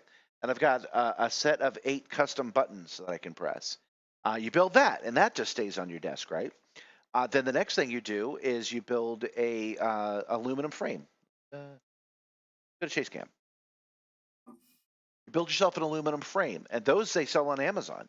You can get that with a firm for monthly payments of $29.95 for like 2 years, and then you have immediately you have an aluminum frame from which you can build basically this part. Comes with a chair and everything. You can mount your TV. You can have this entire thing. And so far, you haven't you've spent money, right? But you haven't dropped several $1,000s. You've spent $50 here, $100 there. If you use a firm and you do it monthly, you've spent 3 years and you've got yourself the most basic of freezing frames, which is still better than everybody else you know, right? Then you just add haptics to it. They sell 4 little feet that stick on the bottom of this frame. They're expensive, but again, after you've paid off the frame, now you've got $25 free a month, right? So you use a firm again and you order some haptic feet and you bolt them to the bottom of your simulator. And the next thing you know, you've got yourself motion. And then from there, you can add yourself some seat belts. You can add yourself some haptic fans. You don't even need these. You can buy a fan system and so on and so forth. The next thing you know, after 6 years of just kind of goofing off, you've got yourself a decent simulator that you can be proud of. Not a decent one, a kick-ass simulator you can be proud of. And nobody you know is going to tell you that you're such a nerd for doing it. Nobody's going to say that. They're going to say, oh, that's neat. Can I try it? That's what they're going to tell you. And so this doesn't have to be a rich man's game. It doesn't have to be a complicated thing. You can build it over time. And it's a good investment in that, like, you know what's a bad investment? Video games. And hear me out when I say that. Like, you buy the newest video card, and 2 years later, you're thinking about buying the next video card, right? You get the concept, right? Now, with this thing, though, you buy yourself your aluminum frame, you don't need to buy another one. You buy yourself a HOTAS, you don't need to buy another one. So you invest it slowly over time, and it adds up accumulatively. And you don't have to buy it new either. You can buy it. Why are you shooting at me? Stop shooting at me. You can buy it over time and then build something up. And again, nobody's going to be like, I can't believe you have that. One of my catchphrases is your wife's not going to mind. It's going to be fine.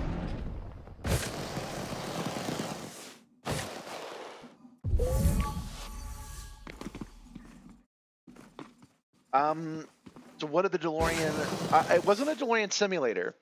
The DeLorean simulator is Back to the Future the ride, which you can still experience by doing the Simpsons ride, because it is the same framework. They just built the Simpsons ride on top of it.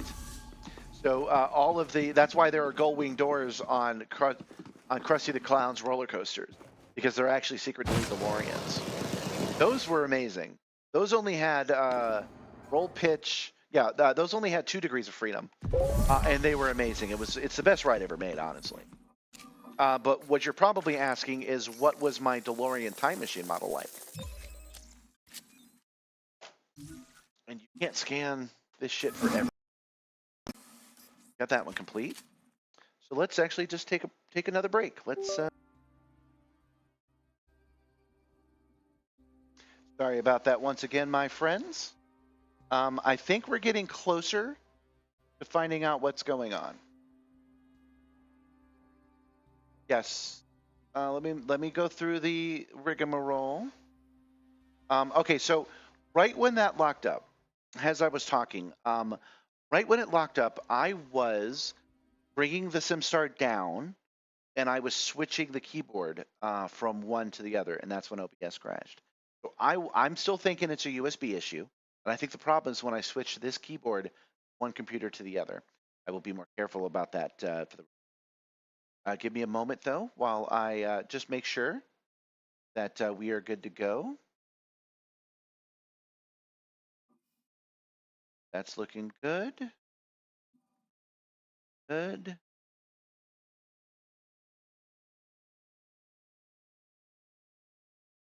Okay, we're good there.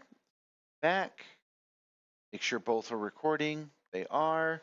Okay, we're good. All right. So I was just going to show you guys what the Eagle Moss DeLorean looked like. Let's see if there's anything good on YouTube for it.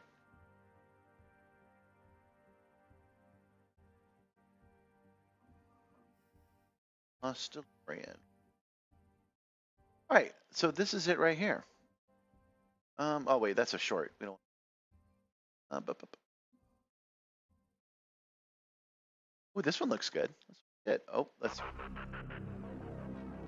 We will turn off the sound just in case they start playing back in time. Okay, so this is the model that I traded to get the Simstarr, which I think you will agree is a good trade. Not a trade where one of us won and one of us didn't. It's just a good gosh darn trade. This is a very nice DeLorean. You had to build it piece by piece. We had to zip tie all of those cables. Oh, why am I showing it to you? There we go, like that. We had to zip tie all of those cables on the side. We had to add all that lighting manually. You had to turn every single screw to get it to look this way. And I had finished the model, and so I traded him a completed model. One of the reasons that he liked it, why he took the trade, was simply because his son collects cars. I had to talk to him about that. You know, I wanted these motion simulators more than I wanted this car. So I would give it to him even if he was going to throw it into the sea. But I asked him about it. I said, now, I want you to understand that this is a rare model. Like, when you say give it to your son, what do you mean by that? And he said, yeah, he collects rare model cars. And this is going to be the biggest one in his collection so far. Because look, I actually added two. I have a flux capacitor that looks just like that. Let me switch back because you remember every time I reboot, I have to fix myself or I wrecks myself. There we go.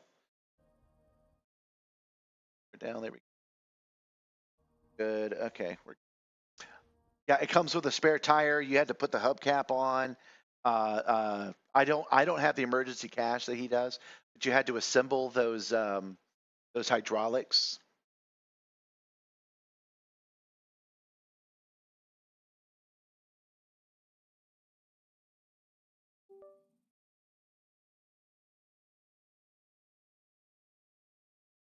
You had to assemble all those hydraulics. You had to build each part of it out. I even had to put the distributor cap on there and the fan belt. Oh wait, this isn't it. This is a totally different model kit. So that's enough of that. We will minimize that. Okay. What were we doing? Burn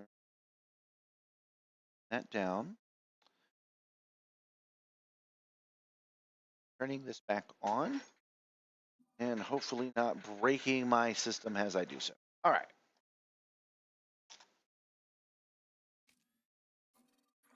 One of the things I'm working on for you guys is the ability for you to do a super chat that will let me stop this game, and run back to the future of the ride. I'm having some difficulty getting the movie to play. I have the movie and I have the telemetry, but I need to line them up with the Simstarr, and I'm having trouble at that level. It worked on SimTools 2.0, but it doesn't work on SimTools 3.0. I've tried to fix it a couple of ways, but it hasn't worked. So my best fix is actually just to install and boot up freaking SimTools 2.0, and then record the telemetry that I need, and then I'll be good to go. I'll be able to save that telemetry, boot it back into 3.0, customize it for the Simstarr, and then we're good. And I'll be able to load that game up for you guys and play it on command. And it will be cool because the original had roll and pitch, but I will be able to add y'all as well. Oh, it also had heave. I'm sorry. It was 3 degrees of freedom. It's not the normal ones. It was roll, pitch, and heave.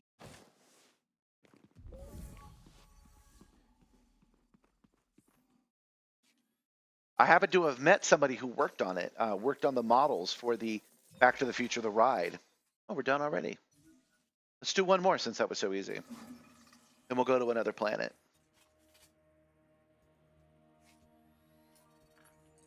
He follows me on Mastodon. He's been keeping up with how the Simstarr is doing. Nice guy. I don't think he watches the stream, but I bet he would still be surprised even now that I'm like, you don't understand the significant impact that you've had on my life. Because I have been chasing your shadow and trying to make Back to the Future happen this entire time. Okay, one more.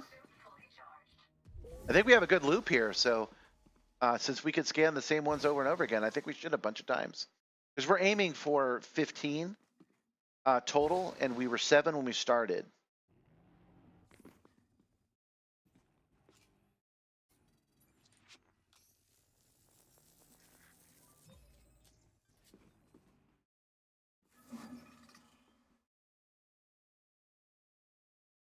It's so interesting the things that can impact you like that. Because it's not Back to the Future in particular that I'm fascinated with. It's this movie. I stood in line for it in 1991 at Universal Studios, Florida, and it blew my mind with all the haptics that it did. And the more I learned about it, the more I liked it. You know, the fog machine that's built into it, the waiting room, the way that they filmed it when they were filming Back to the Future 2 and 3. That it's just a movie that plays on Laserdisc over and over and over. Yet I never tired of it. I never got on that ride and then was like, well, that's enough of that. Ever.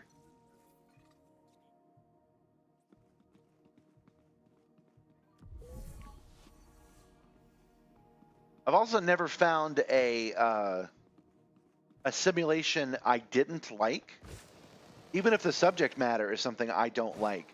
Me personally, if it's a simulator, I'm kind of into it. For example, most people don't like the Enchanted Tiki Room at Disneyland. I was 100% invested. I wanted to look at every bird and experience that ride multiple times. Same is true of the Carousel of Progress. That's not a popular one, but it is for me. It never gets old.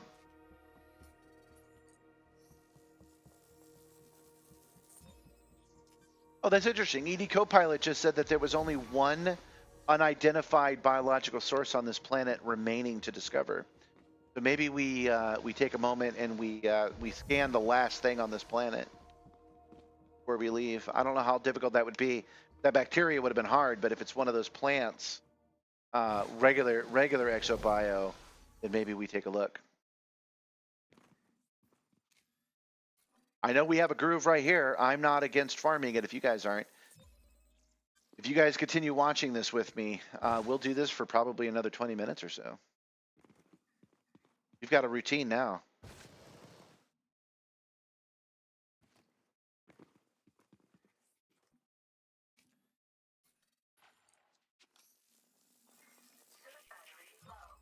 What do you guys think? Is Back to the Future, the ride, not the movie series, but the ride, important to you guys, or is that just me? And what is important to you guys? What is something that is always with you all the time that nobody else really seems to feel the same way about? They're like, oh yeah, that's cool. Like for some people, it's Ghostbusters.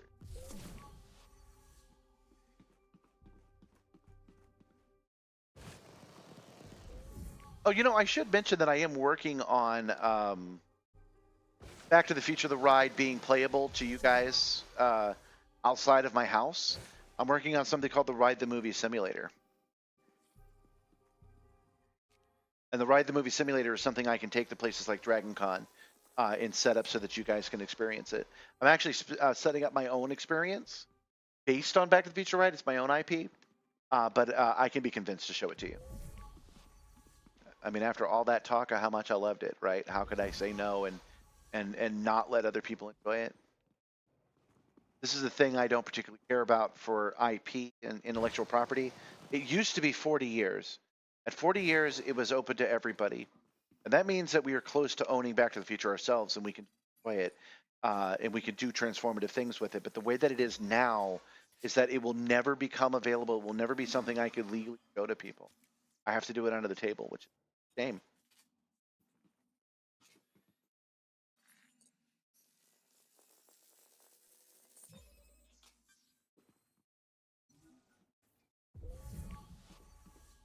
Yeah, I get it. You'd think that I would do my normal, well, you don't like Back to the Future, but no, I get it. Like, even I don't like it as much as people think I do. I have a unique connection to it. Not only is the movie, I'm sorry, is the ride so important to me in the way I've been describing, but my birthday is October 26th. Just happened. And that is the most important date in Back to the Future. October 26th is when all of this shit happens. So it's a movie that I'm connected with, but I've seen it a bunch of times, and I like to see it in new novel ways. So I'll watch it in 4D. I'll ride the movies as we talked about. I actually rented out a theater one time so all my friends could come watch it, but it's not that important to me, the movie itself, the concepts. I think Rick and Morty have kind of ruined it, but in a good way. Because Rick and Morty show what Doc was really doing. His plan to save Marty Jr. was insane. It was like, what are you doing?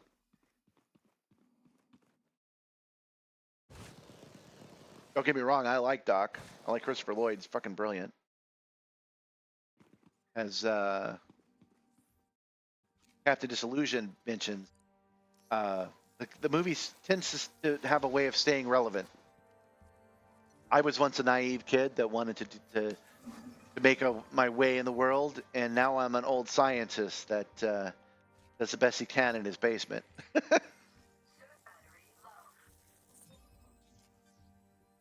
Oh, this might be our last one because I'm out of batteries. So we're gonna have to go get on our SRV.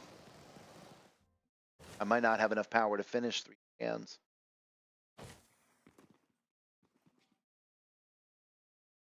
I didn't say anything about trademark.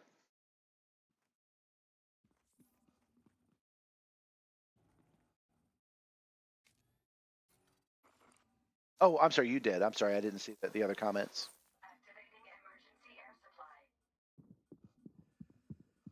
Yeah, happy birthday. I love that story, actually. I have no power. I don't think I could scan when I have no power, so we'll have to go back to the car. Yeah, we're on full life support now.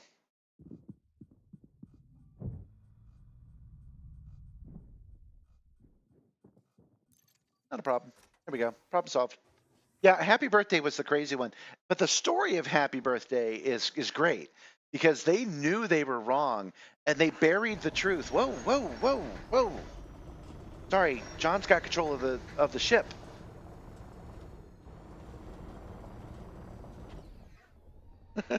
So he's controlling the Simstarr right now.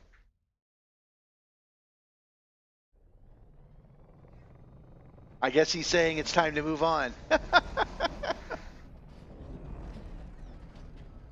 They knew they had the truth of the copyright in their documents, and the guys that were suing them got it all in discovery and actually went through great lengths to find it. No, we can move on to the next planet. I say we drop this off at the station.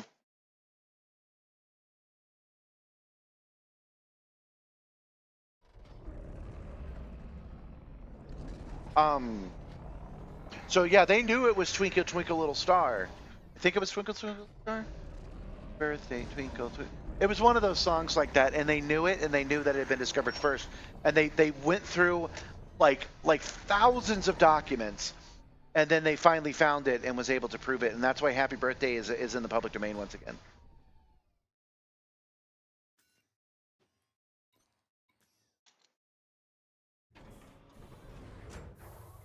But this is a sore spot for me because it is stolen from me. For me personally, it's not just an intellectual idea for me. There are several things that I've not been able to do in my life because I don't have the rights to certain things, and I would have had the rights if these guys hadn't stolen it. It used to be 40 years, and now it's not. So good ideas that I have, transformative ideas, but are based on derivatives, cannot be done anymore. The best example is my VR game that I am still working on. The original premise was, what if you were Captain Kirk? Would you send just the crew down to investigate and stay on the ship and give them orders from afar? Would you go on and be hands-on like he was? Would you agree with the choices he made in a particular episode? Or would you do a different path? And all of those options are obviously available. You just have to branch them out. But it plays better if you're Captain Kirk. So I have to create a whole new universe, brand new aliens. I have to do all of this work. And you know what? You're just not going to be as into it. You're going to say, oh, that's an interesting idea, but you're not going to argue back and forth about if my choices were right, if Kirk's choices were right, because you don't have that background to carry with you. You have to build it from scratch. And that does take time for the human brain to do that. There is a new game that just came out from Voyager that lets you do that. It lets you relive basically the entire series and make completely different choices than she did. One of those choices is to just go home. You can skip the entire season and roll credits immediately. One of the first things you can do in that game, just decide the Ocampa is not your problem and go home. They could, of course, afford the license, and I cannot. But it's not an issue of me not having money. It's an issue that I should not have to. Think about it. I should not have to ask permission from some guy that's younger than me if I can express an idea that I have on something that's from the previous century. I shouldn't have to do that. But they've written the laws in a way, and they've made it corrupted in a way that I do have to do that, and because of that, I'm crippled. I can't do it. And that's just one of the ideas that I have, but it's my best example. Another one is that all these movies we like, and that would be Ghostbusters, Star Wars, Back to the Future, should be public domain. We should be able to group them together, and we should be able to publicly display them. We should have an 80s movie theater. Any of us should be able to run that can show all of these movies for free. That is how it should be, but they took that power away from us.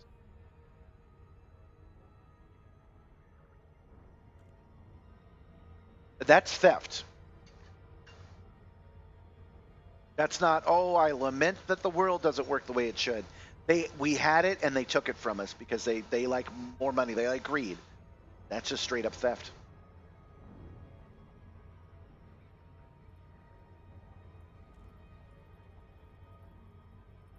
Yes, comrade.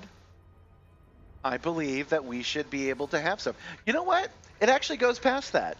I know you're only joking, but what I'm saying goes past capitalism versus communism. This is ancient knowledge. You know that they would charge a fee for writing a Beowulf comic today. You know they want to. You know they want you to have to pay the Shakespeare Society for being able to run a Shakespeare play. You know they do. They think that you are stealing from them when you don't have to pay anybody to quote Shakespeare. And that is before the invention of capitalism, before the concept of communism. That is that ideas on the cave wall, they think they should be able to charge a fee for. The concept of intellectual property is all very dubious, exactly. So yeah, instead of being a ranty socialist communist man, I'm talking about thought police. They're basically saying I have to pay a fee to have a thought. If I want to tell a Spider-Man story, I have to pay them a fee. That's insane. If you think about it. Because they don't own Spider-Man. They own like it's certain rules. Like none of it's real. All right, now I'm ranting and now I'll be done. Let's land. Turn in these exobios.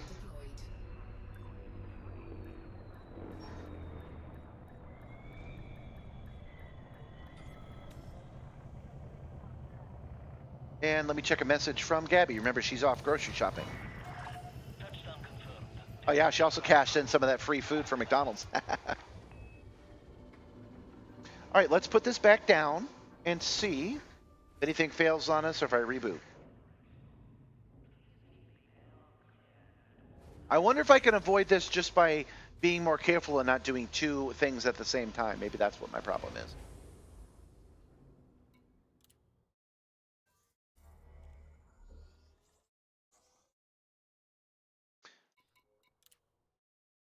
I was curious if we could sell universal cryptography. And what I mean by that is we scanned a bunch of these planets. I was wondering if they would buy that data. All right, we have to work.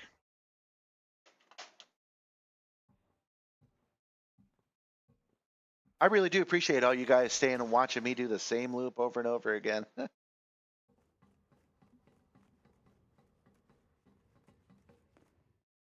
going to make a change to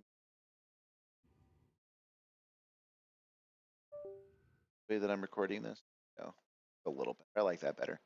I have to keep changing this, if you remember, because every time OBS starts, it forgets the changes I made.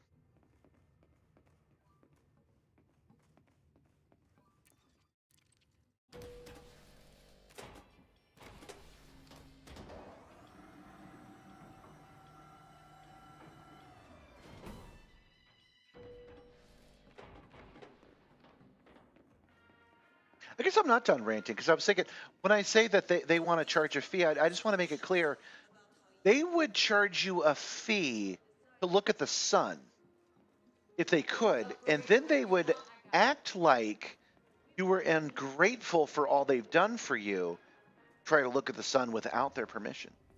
They would actually feel like it's a thing. Can I be of assistance?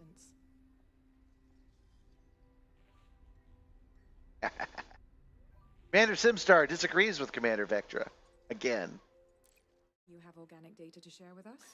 Yes, I'd like to sell my organic data. Everything it can about the cosmos. 12,379,864 credits. Anything more to share?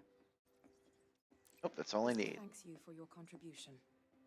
All right, let's go to the next planet. We've got 30 minutes left, so let's go to a completely new planet and take a look around.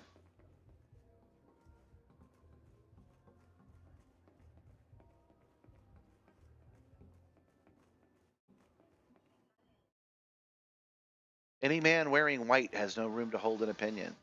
Wearing white. Oh, is it my guy? Yeah, he's wearing white. I need to spend some actual money, y'all.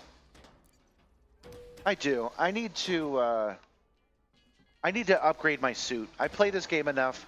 I should give them a handful of ducats, and I should upgrade my suit and upgrade my SRV and upgrade my ship so everything looks unique.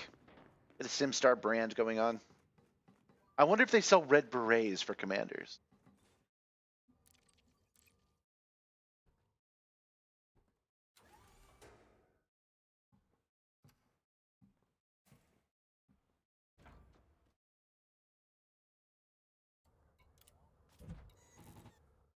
All right, let's see. Where should we end our night?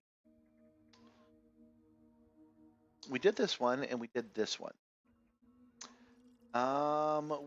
We could come all the way out here, or we could hit one of the moons over here. And the normally I wouldn't question it. Normally, I would come out to this farthest one and just done with that and say that's cool. Look, there's a black planet there. That one, since it's not showing up at all, has my attention.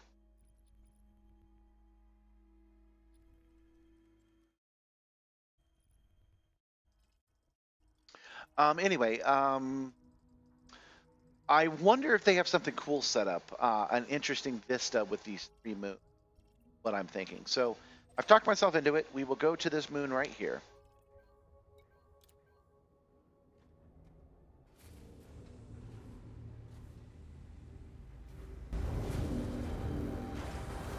Sorry, the volume's been a little low. Again, every time I crash, I have to rechange all the settings.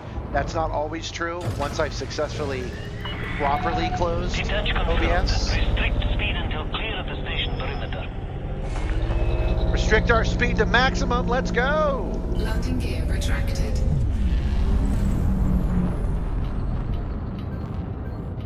Let's reboot Touch Portal. It's lost its ability. I was talking to the guys that do ED Copilot today, as I mentioned before, and they've given me new access to stuff, which I haven't had the chance to look at. But they've also considered adding. Whoa. Messed up with my haptics. They've also considered adding the one feature that Touch Portal has that they do not, which is releasing the landing gear as soon as you leave the dock. Frameshift drive charging. 4, 3, 2, 1. Engage.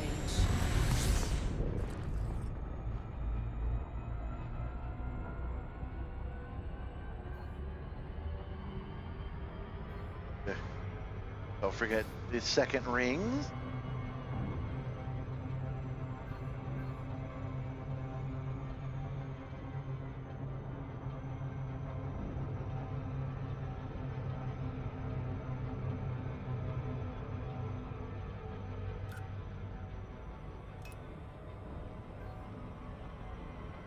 So, oh, you know, I forgot to check. How many have I done so far? Have I done that bare minimum 15 to get to the 75 to qualify? I'm actually unsure.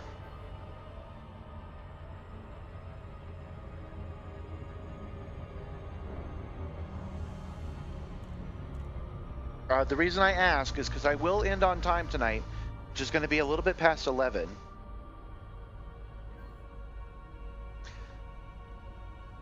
Copilot seems like it's a lot to get used to. Not really, not really. No. As I was singing their praises, let's take a look at it. Okay, so we've got, this is ED Copilot.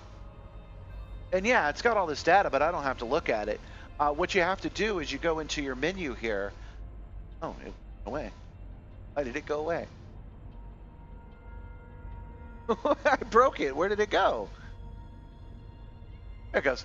Okay, so you go into your menu here and you change all of the settings that you want to change.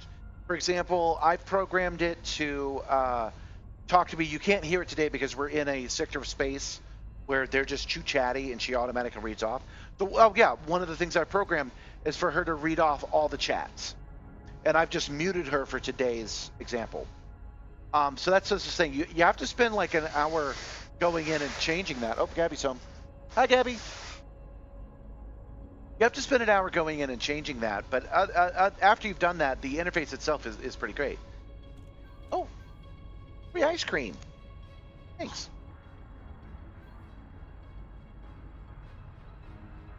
Okay, so if I go here, oh, you know what? We're going to do this differently since it's not playing, it's not cooperating. On this secondary computer, which can just be a tablet or a phone, or another screen. This screen right here, it's just Google Chrome. That's all it is. Google Chrome activating a webhook on my computer. And it's not a lot to learn because I already have this going on. But I have this screen right here, for example, which is the one that they've created. So I can come in here and I can specialize with all the hotkeys for all these buttons. I can change the graphics, which I'm working on, and this will give me more control and make the game easier and more fun and more immersive to play. Hold on, there's ice cream, y'all. Okay, on the ground it goes. Thanks, Gabby. So yeah, this screen might be a little bit hard to look at, but if we go back to this screen, pretty much the same thing. Not right now because I'm wrapping up in like another 20 minutes anyway. I appreciate it though. This screen I made more graphical, so imagine if I could take these graphics, maybe a little less Fisher Price, and put it on this, and then all those buttons would look less Knight Rider that way. So that's what I'm excited about. And if they take these panels and they add a um, automatically engage the landing gear, Heat sink deployed. I won't need the touch portal at all anymore. So that's fun. Hi, Mixie. My puppy's out here. All right. We were gonna scan. Yeah, we're gonna use the surface scanner, but we're also gonna check the initiative real quick and see where we're at. Oh, it still says 7 samples, even though we did turn in way more than 7 samples. I think we turned in several just now. So we have to wait for it to update. We might not know tonight where we're standing. Oh, we should sell these. I don't even know who to sell this to, but we'll do that tonight as well. Okay, we're gonna scan this planet.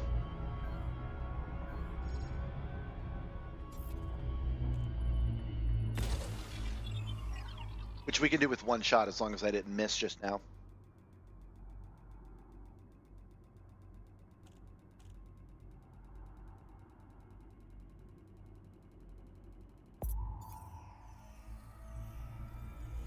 Surface scanned by 50%. Surface scan complete. Okay, and do the same thing as last time. Just choose the nearest biological site and go check it out.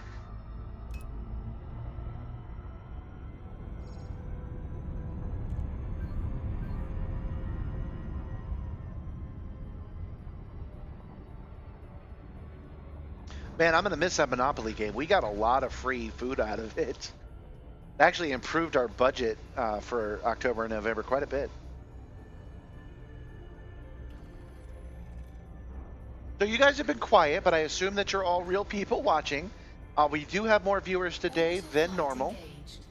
So if you do enjoy, please come join us tomorrow. Or you can subscribe, check out the shorts where I've truncated this down to something more reasonable. And we would like to see you next time. We're going to be here tomorrow at the same time. We're going to be 7 p.m. to 11. And I'm not sure what we're going to do yet. We're either going to do more of this, which probably not, because this is asking an awful lot from you guys to watch me to scan the same biologicals over and over again.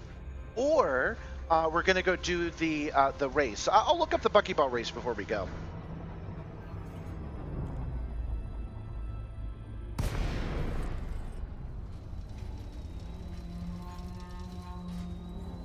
Vision on. Want to run into the ground.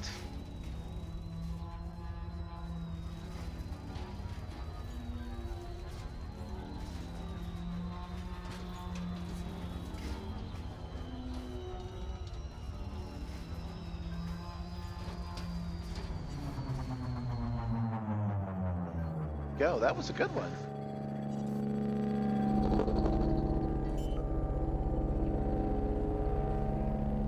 Hey, we're not mass locked. I wonder what's up with that.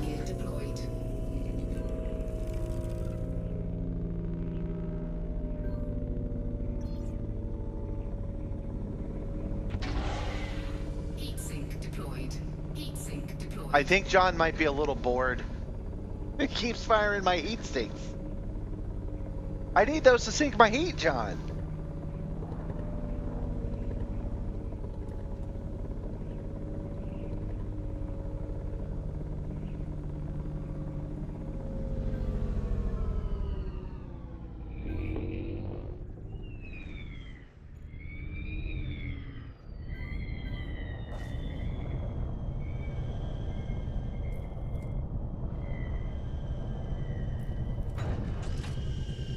Believe it or not, I actually did that with no screen at all, and it turned off just now.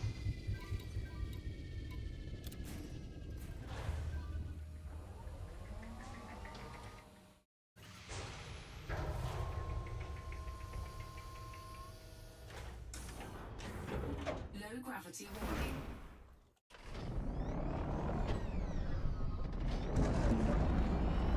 Oh, yeah, we picked a good one. We get to see the Saturn-like world above us, and I bet we get to see the other moon, too.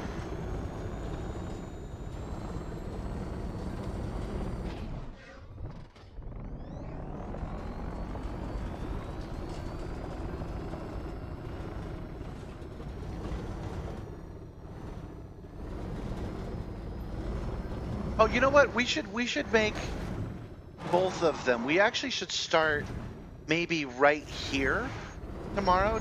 Scan a couple of them since we're right here, and then go try the buckyball race. That's not a terrible idea. We might end up doing that. Before we even do that, though, hold on. So I'll put this in safe mode since I've had some trouble with it tonight. And let's go and let's try ball.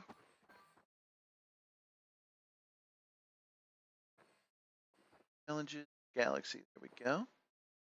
Ball racing. If I go to their website, has Alec updated it? I don't know. It goes to the forums, so yes.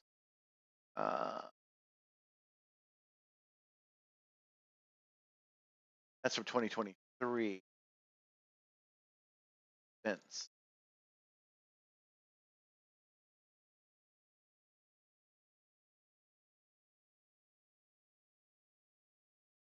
Here we go. November 13th through the 24th, the Buckyball Racing Club presents Mountains of Madness. It is less than a year since Brewer Corp put together the infrastructure for members of the Pilots Federation to begin the process of colonization. Actually, I'll read these all off tomorrow.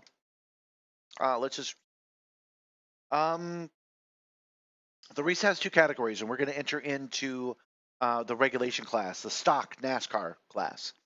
It's for specific unengineered Cobra Mark Vs, detailed here. A specific build creates a level playing field, I agree, for everybody to compete against each other. The regulation vessels allow a shorter course than unlimited in order to complete the race in under 30 minutes. The start to finish location is the only similarity. It also allows a wide variety of locations. And then there's unlimited class, which I don't really want to do because there's a long conversation about what ship, what engine, all that stuff. We were having that conversation with John on the Discord today, and that's fun. But I don't want to really get lost in that. So we're going to take the regulation course, and we're going to do this course a couple of times tomorrow and get our fastest time. I do have a little timer we can use to keep track of it and stuff, and then we'll spin it. Hi, Gabby. Okay, yeah, I'll help you load out in a second. We're just going to do one more scan of these exobios, and then we'll be done for the night.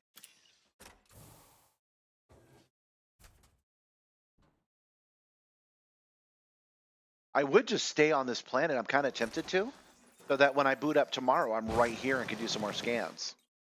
I was going to say, but I also want to turn in the data, but no, we can carry it around with us. We can take a chance.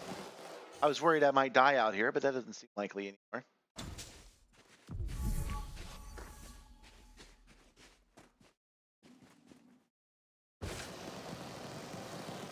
Why is everything going purple? Purple? Oh, I must have been one short. I must have been one short at the last planet, so we'll have to zoom out.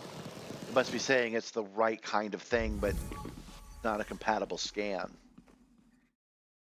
But we already know that scanning another one will start it over. Ready to sample. Warning, different species. Partial sample will be located. It's not a different species.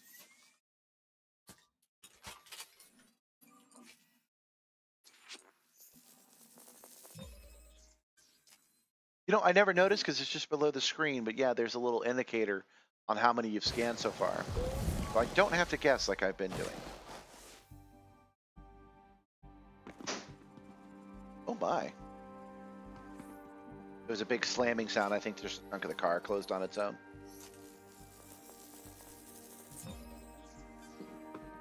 Yeah, there's two, and then I saw a nice third one right over here.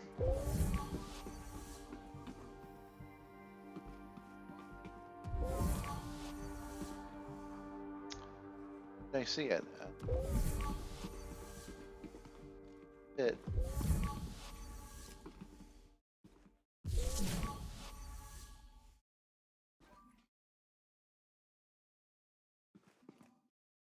I could have sworn I saw. Oh, there it is. There it is. Got it. Okay, so jump over to this one. Call us Dr. Robotnik because we're going to master these mushrooms.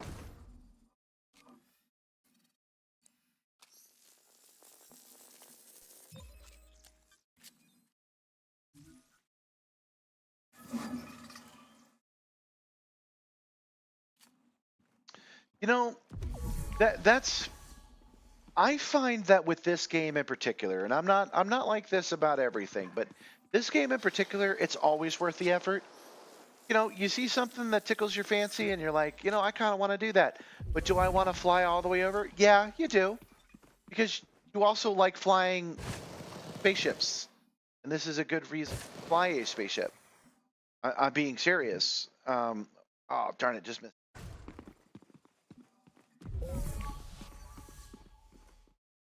I think if something's caught your eye, either the event I'm doing right now or the Buckyball event I'm doing tomorrow, I think if either one of them catches your eye and you think, oh, maybe it'll be worth it, then it is. And you should make the 13, 25 jumps, whatever it'll take, to come on over. If you really don't want to make the trek, then you can take a taxi and just walk away. I can't because I'm on the damn stream, but you can. You can do it and come back tomorrow.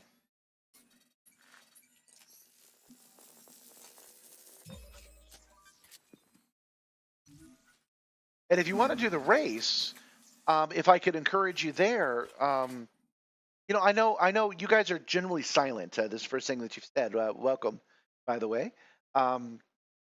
If you want to feel like there's more to do, then you can join me tomorrow because you know I'm doing the stream between 7 and 11. You could join the Project Simstarr group, which is relatively safe. I don't have any gankers yet, and you can join me and actually race with me as I complete the loop. I'll be doing it several times, so it's not like you're really tied to it. And then you know, kind of make more of an event out of it. Yeah, and as he says, it doesn't even go to open into open if you don't want to. You can do open if you want. I generally don't.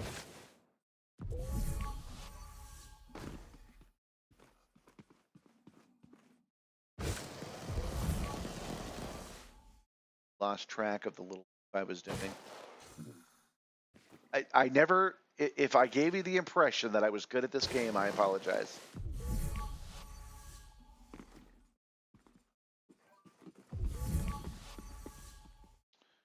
Oh wait, I did say I'm a Dr. Robotnik up here with these mushrooms. I did actually say that. My bad.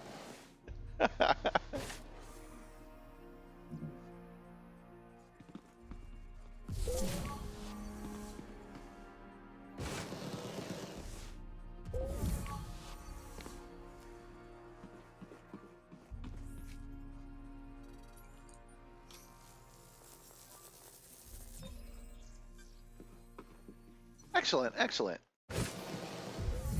Make sure to say hi if you actually decide to join us here in the Simstarr instance. Make sure to let us know. When we're not on the stream, we're in the Discord. I mean, we got a little community going, so. Oh, air level's low. I'm out of energy. Here we go. That's what she was saying. I just wasn't listening. I am in Eastern Standard Time, so it's we could do it by game time. I don't have a watch though. I don't know how to bring one up when I'm on foot. So remind me before we leave. I'll go jump in the SRV and we'll take a look at what time it is. But yeah, we're gonna start right here. I'm gonna get back in the SRV in a few minutes, and we're gonna start here, and we're gonna do a couple more of these loops. I think maybe 45 minutes of this tomorrow sounds kind of fun to me. And then we'll do the racing. I want to ask you guys what you think about that plan, but you guys never say anything. Yeah, Oh, well, hey, thanks. Thanks, Ian. Thanks for the sub. That's great. Anyway, I've just pushed a button here for the Discord if you want to join it. And I was just about to say that is not an upsell on anything. It is free. It's just where we have the conversation. The Discord is where we talk. So if you want to make a plan about meeting up with us tomorrow, you can totally do that right from the Discord. I just like Discord, that's all. You know, if I was still a Twitter user, I'd say use it. Discord works out for me pretty good.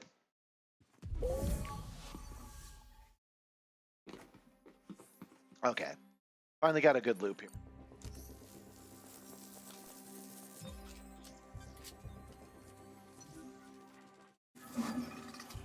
By my clock, it is 10:56 p.m. Eastern Standard Time.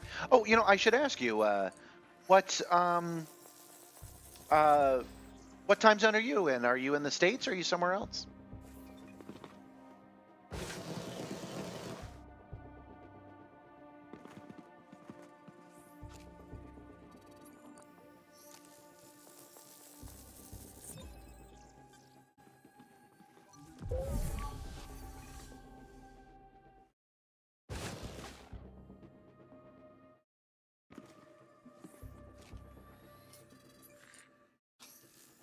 Man, this is such a good loop. Well, let's do it one more time.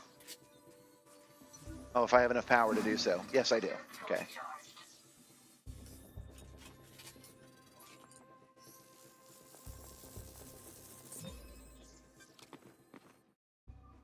And up here.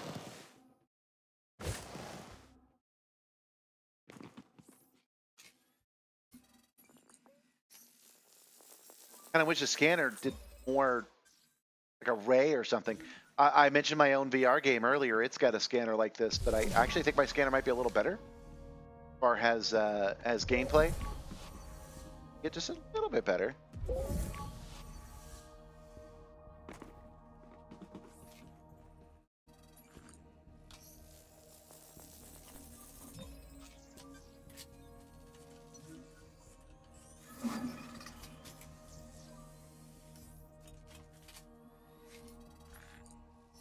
I mentioned on a previous stream, since we had a sub over at Twitch, I wouldn't be streaming on Twitch at all right now if it wasn't for those subs, because somebody gifted 5 subs last month, and that actually literally let me pay my rent this month. So we will continue to do Twitch as well as YouTube.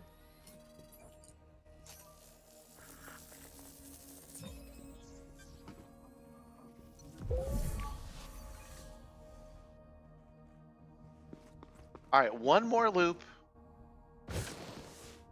One more loop, and then we'll go get in the SRV. And that's where we're going to stay, Vector. We're not going to go anywhere. We're just going to stay in the SRV, and we're going to do this exact same loop again tomorrow. That's why I don't want to move the SRV out. I want to lose this spot.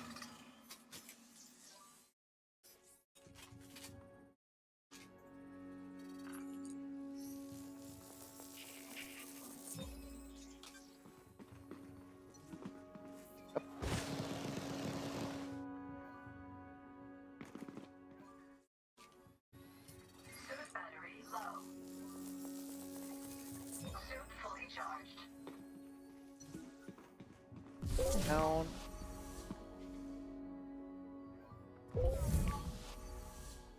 Rack. Where was that last one, guys?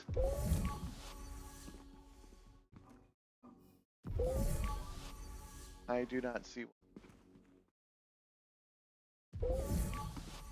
I have lost track of where this last one is. I know it's nearby, like directly under us, but I don't see it. Ah, there it is.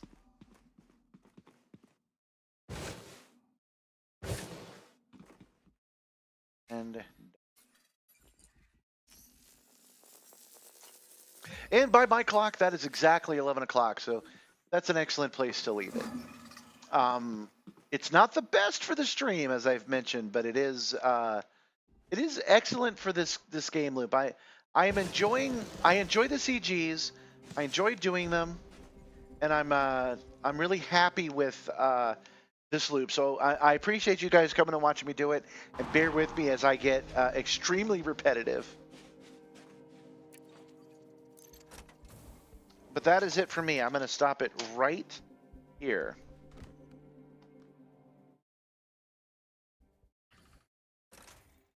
Point that I don't want John driving away, so exit the main menu. All right, so I do repeat myself, but today is a little bit unusual. I repeated myself more than normal.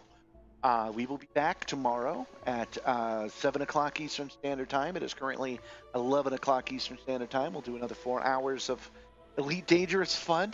I appreciate you guys joining me today. My numbers are higher than normal, and I think that's cool too. So let me know what you guys like, what you don't like, and remember to look out for yourselves. Especially now, it's really important. Look out for others if you're at all able to. Never punch down, but punch up if you can. I will see you guys tomorrow. 07 Commanders, you guys have a good night.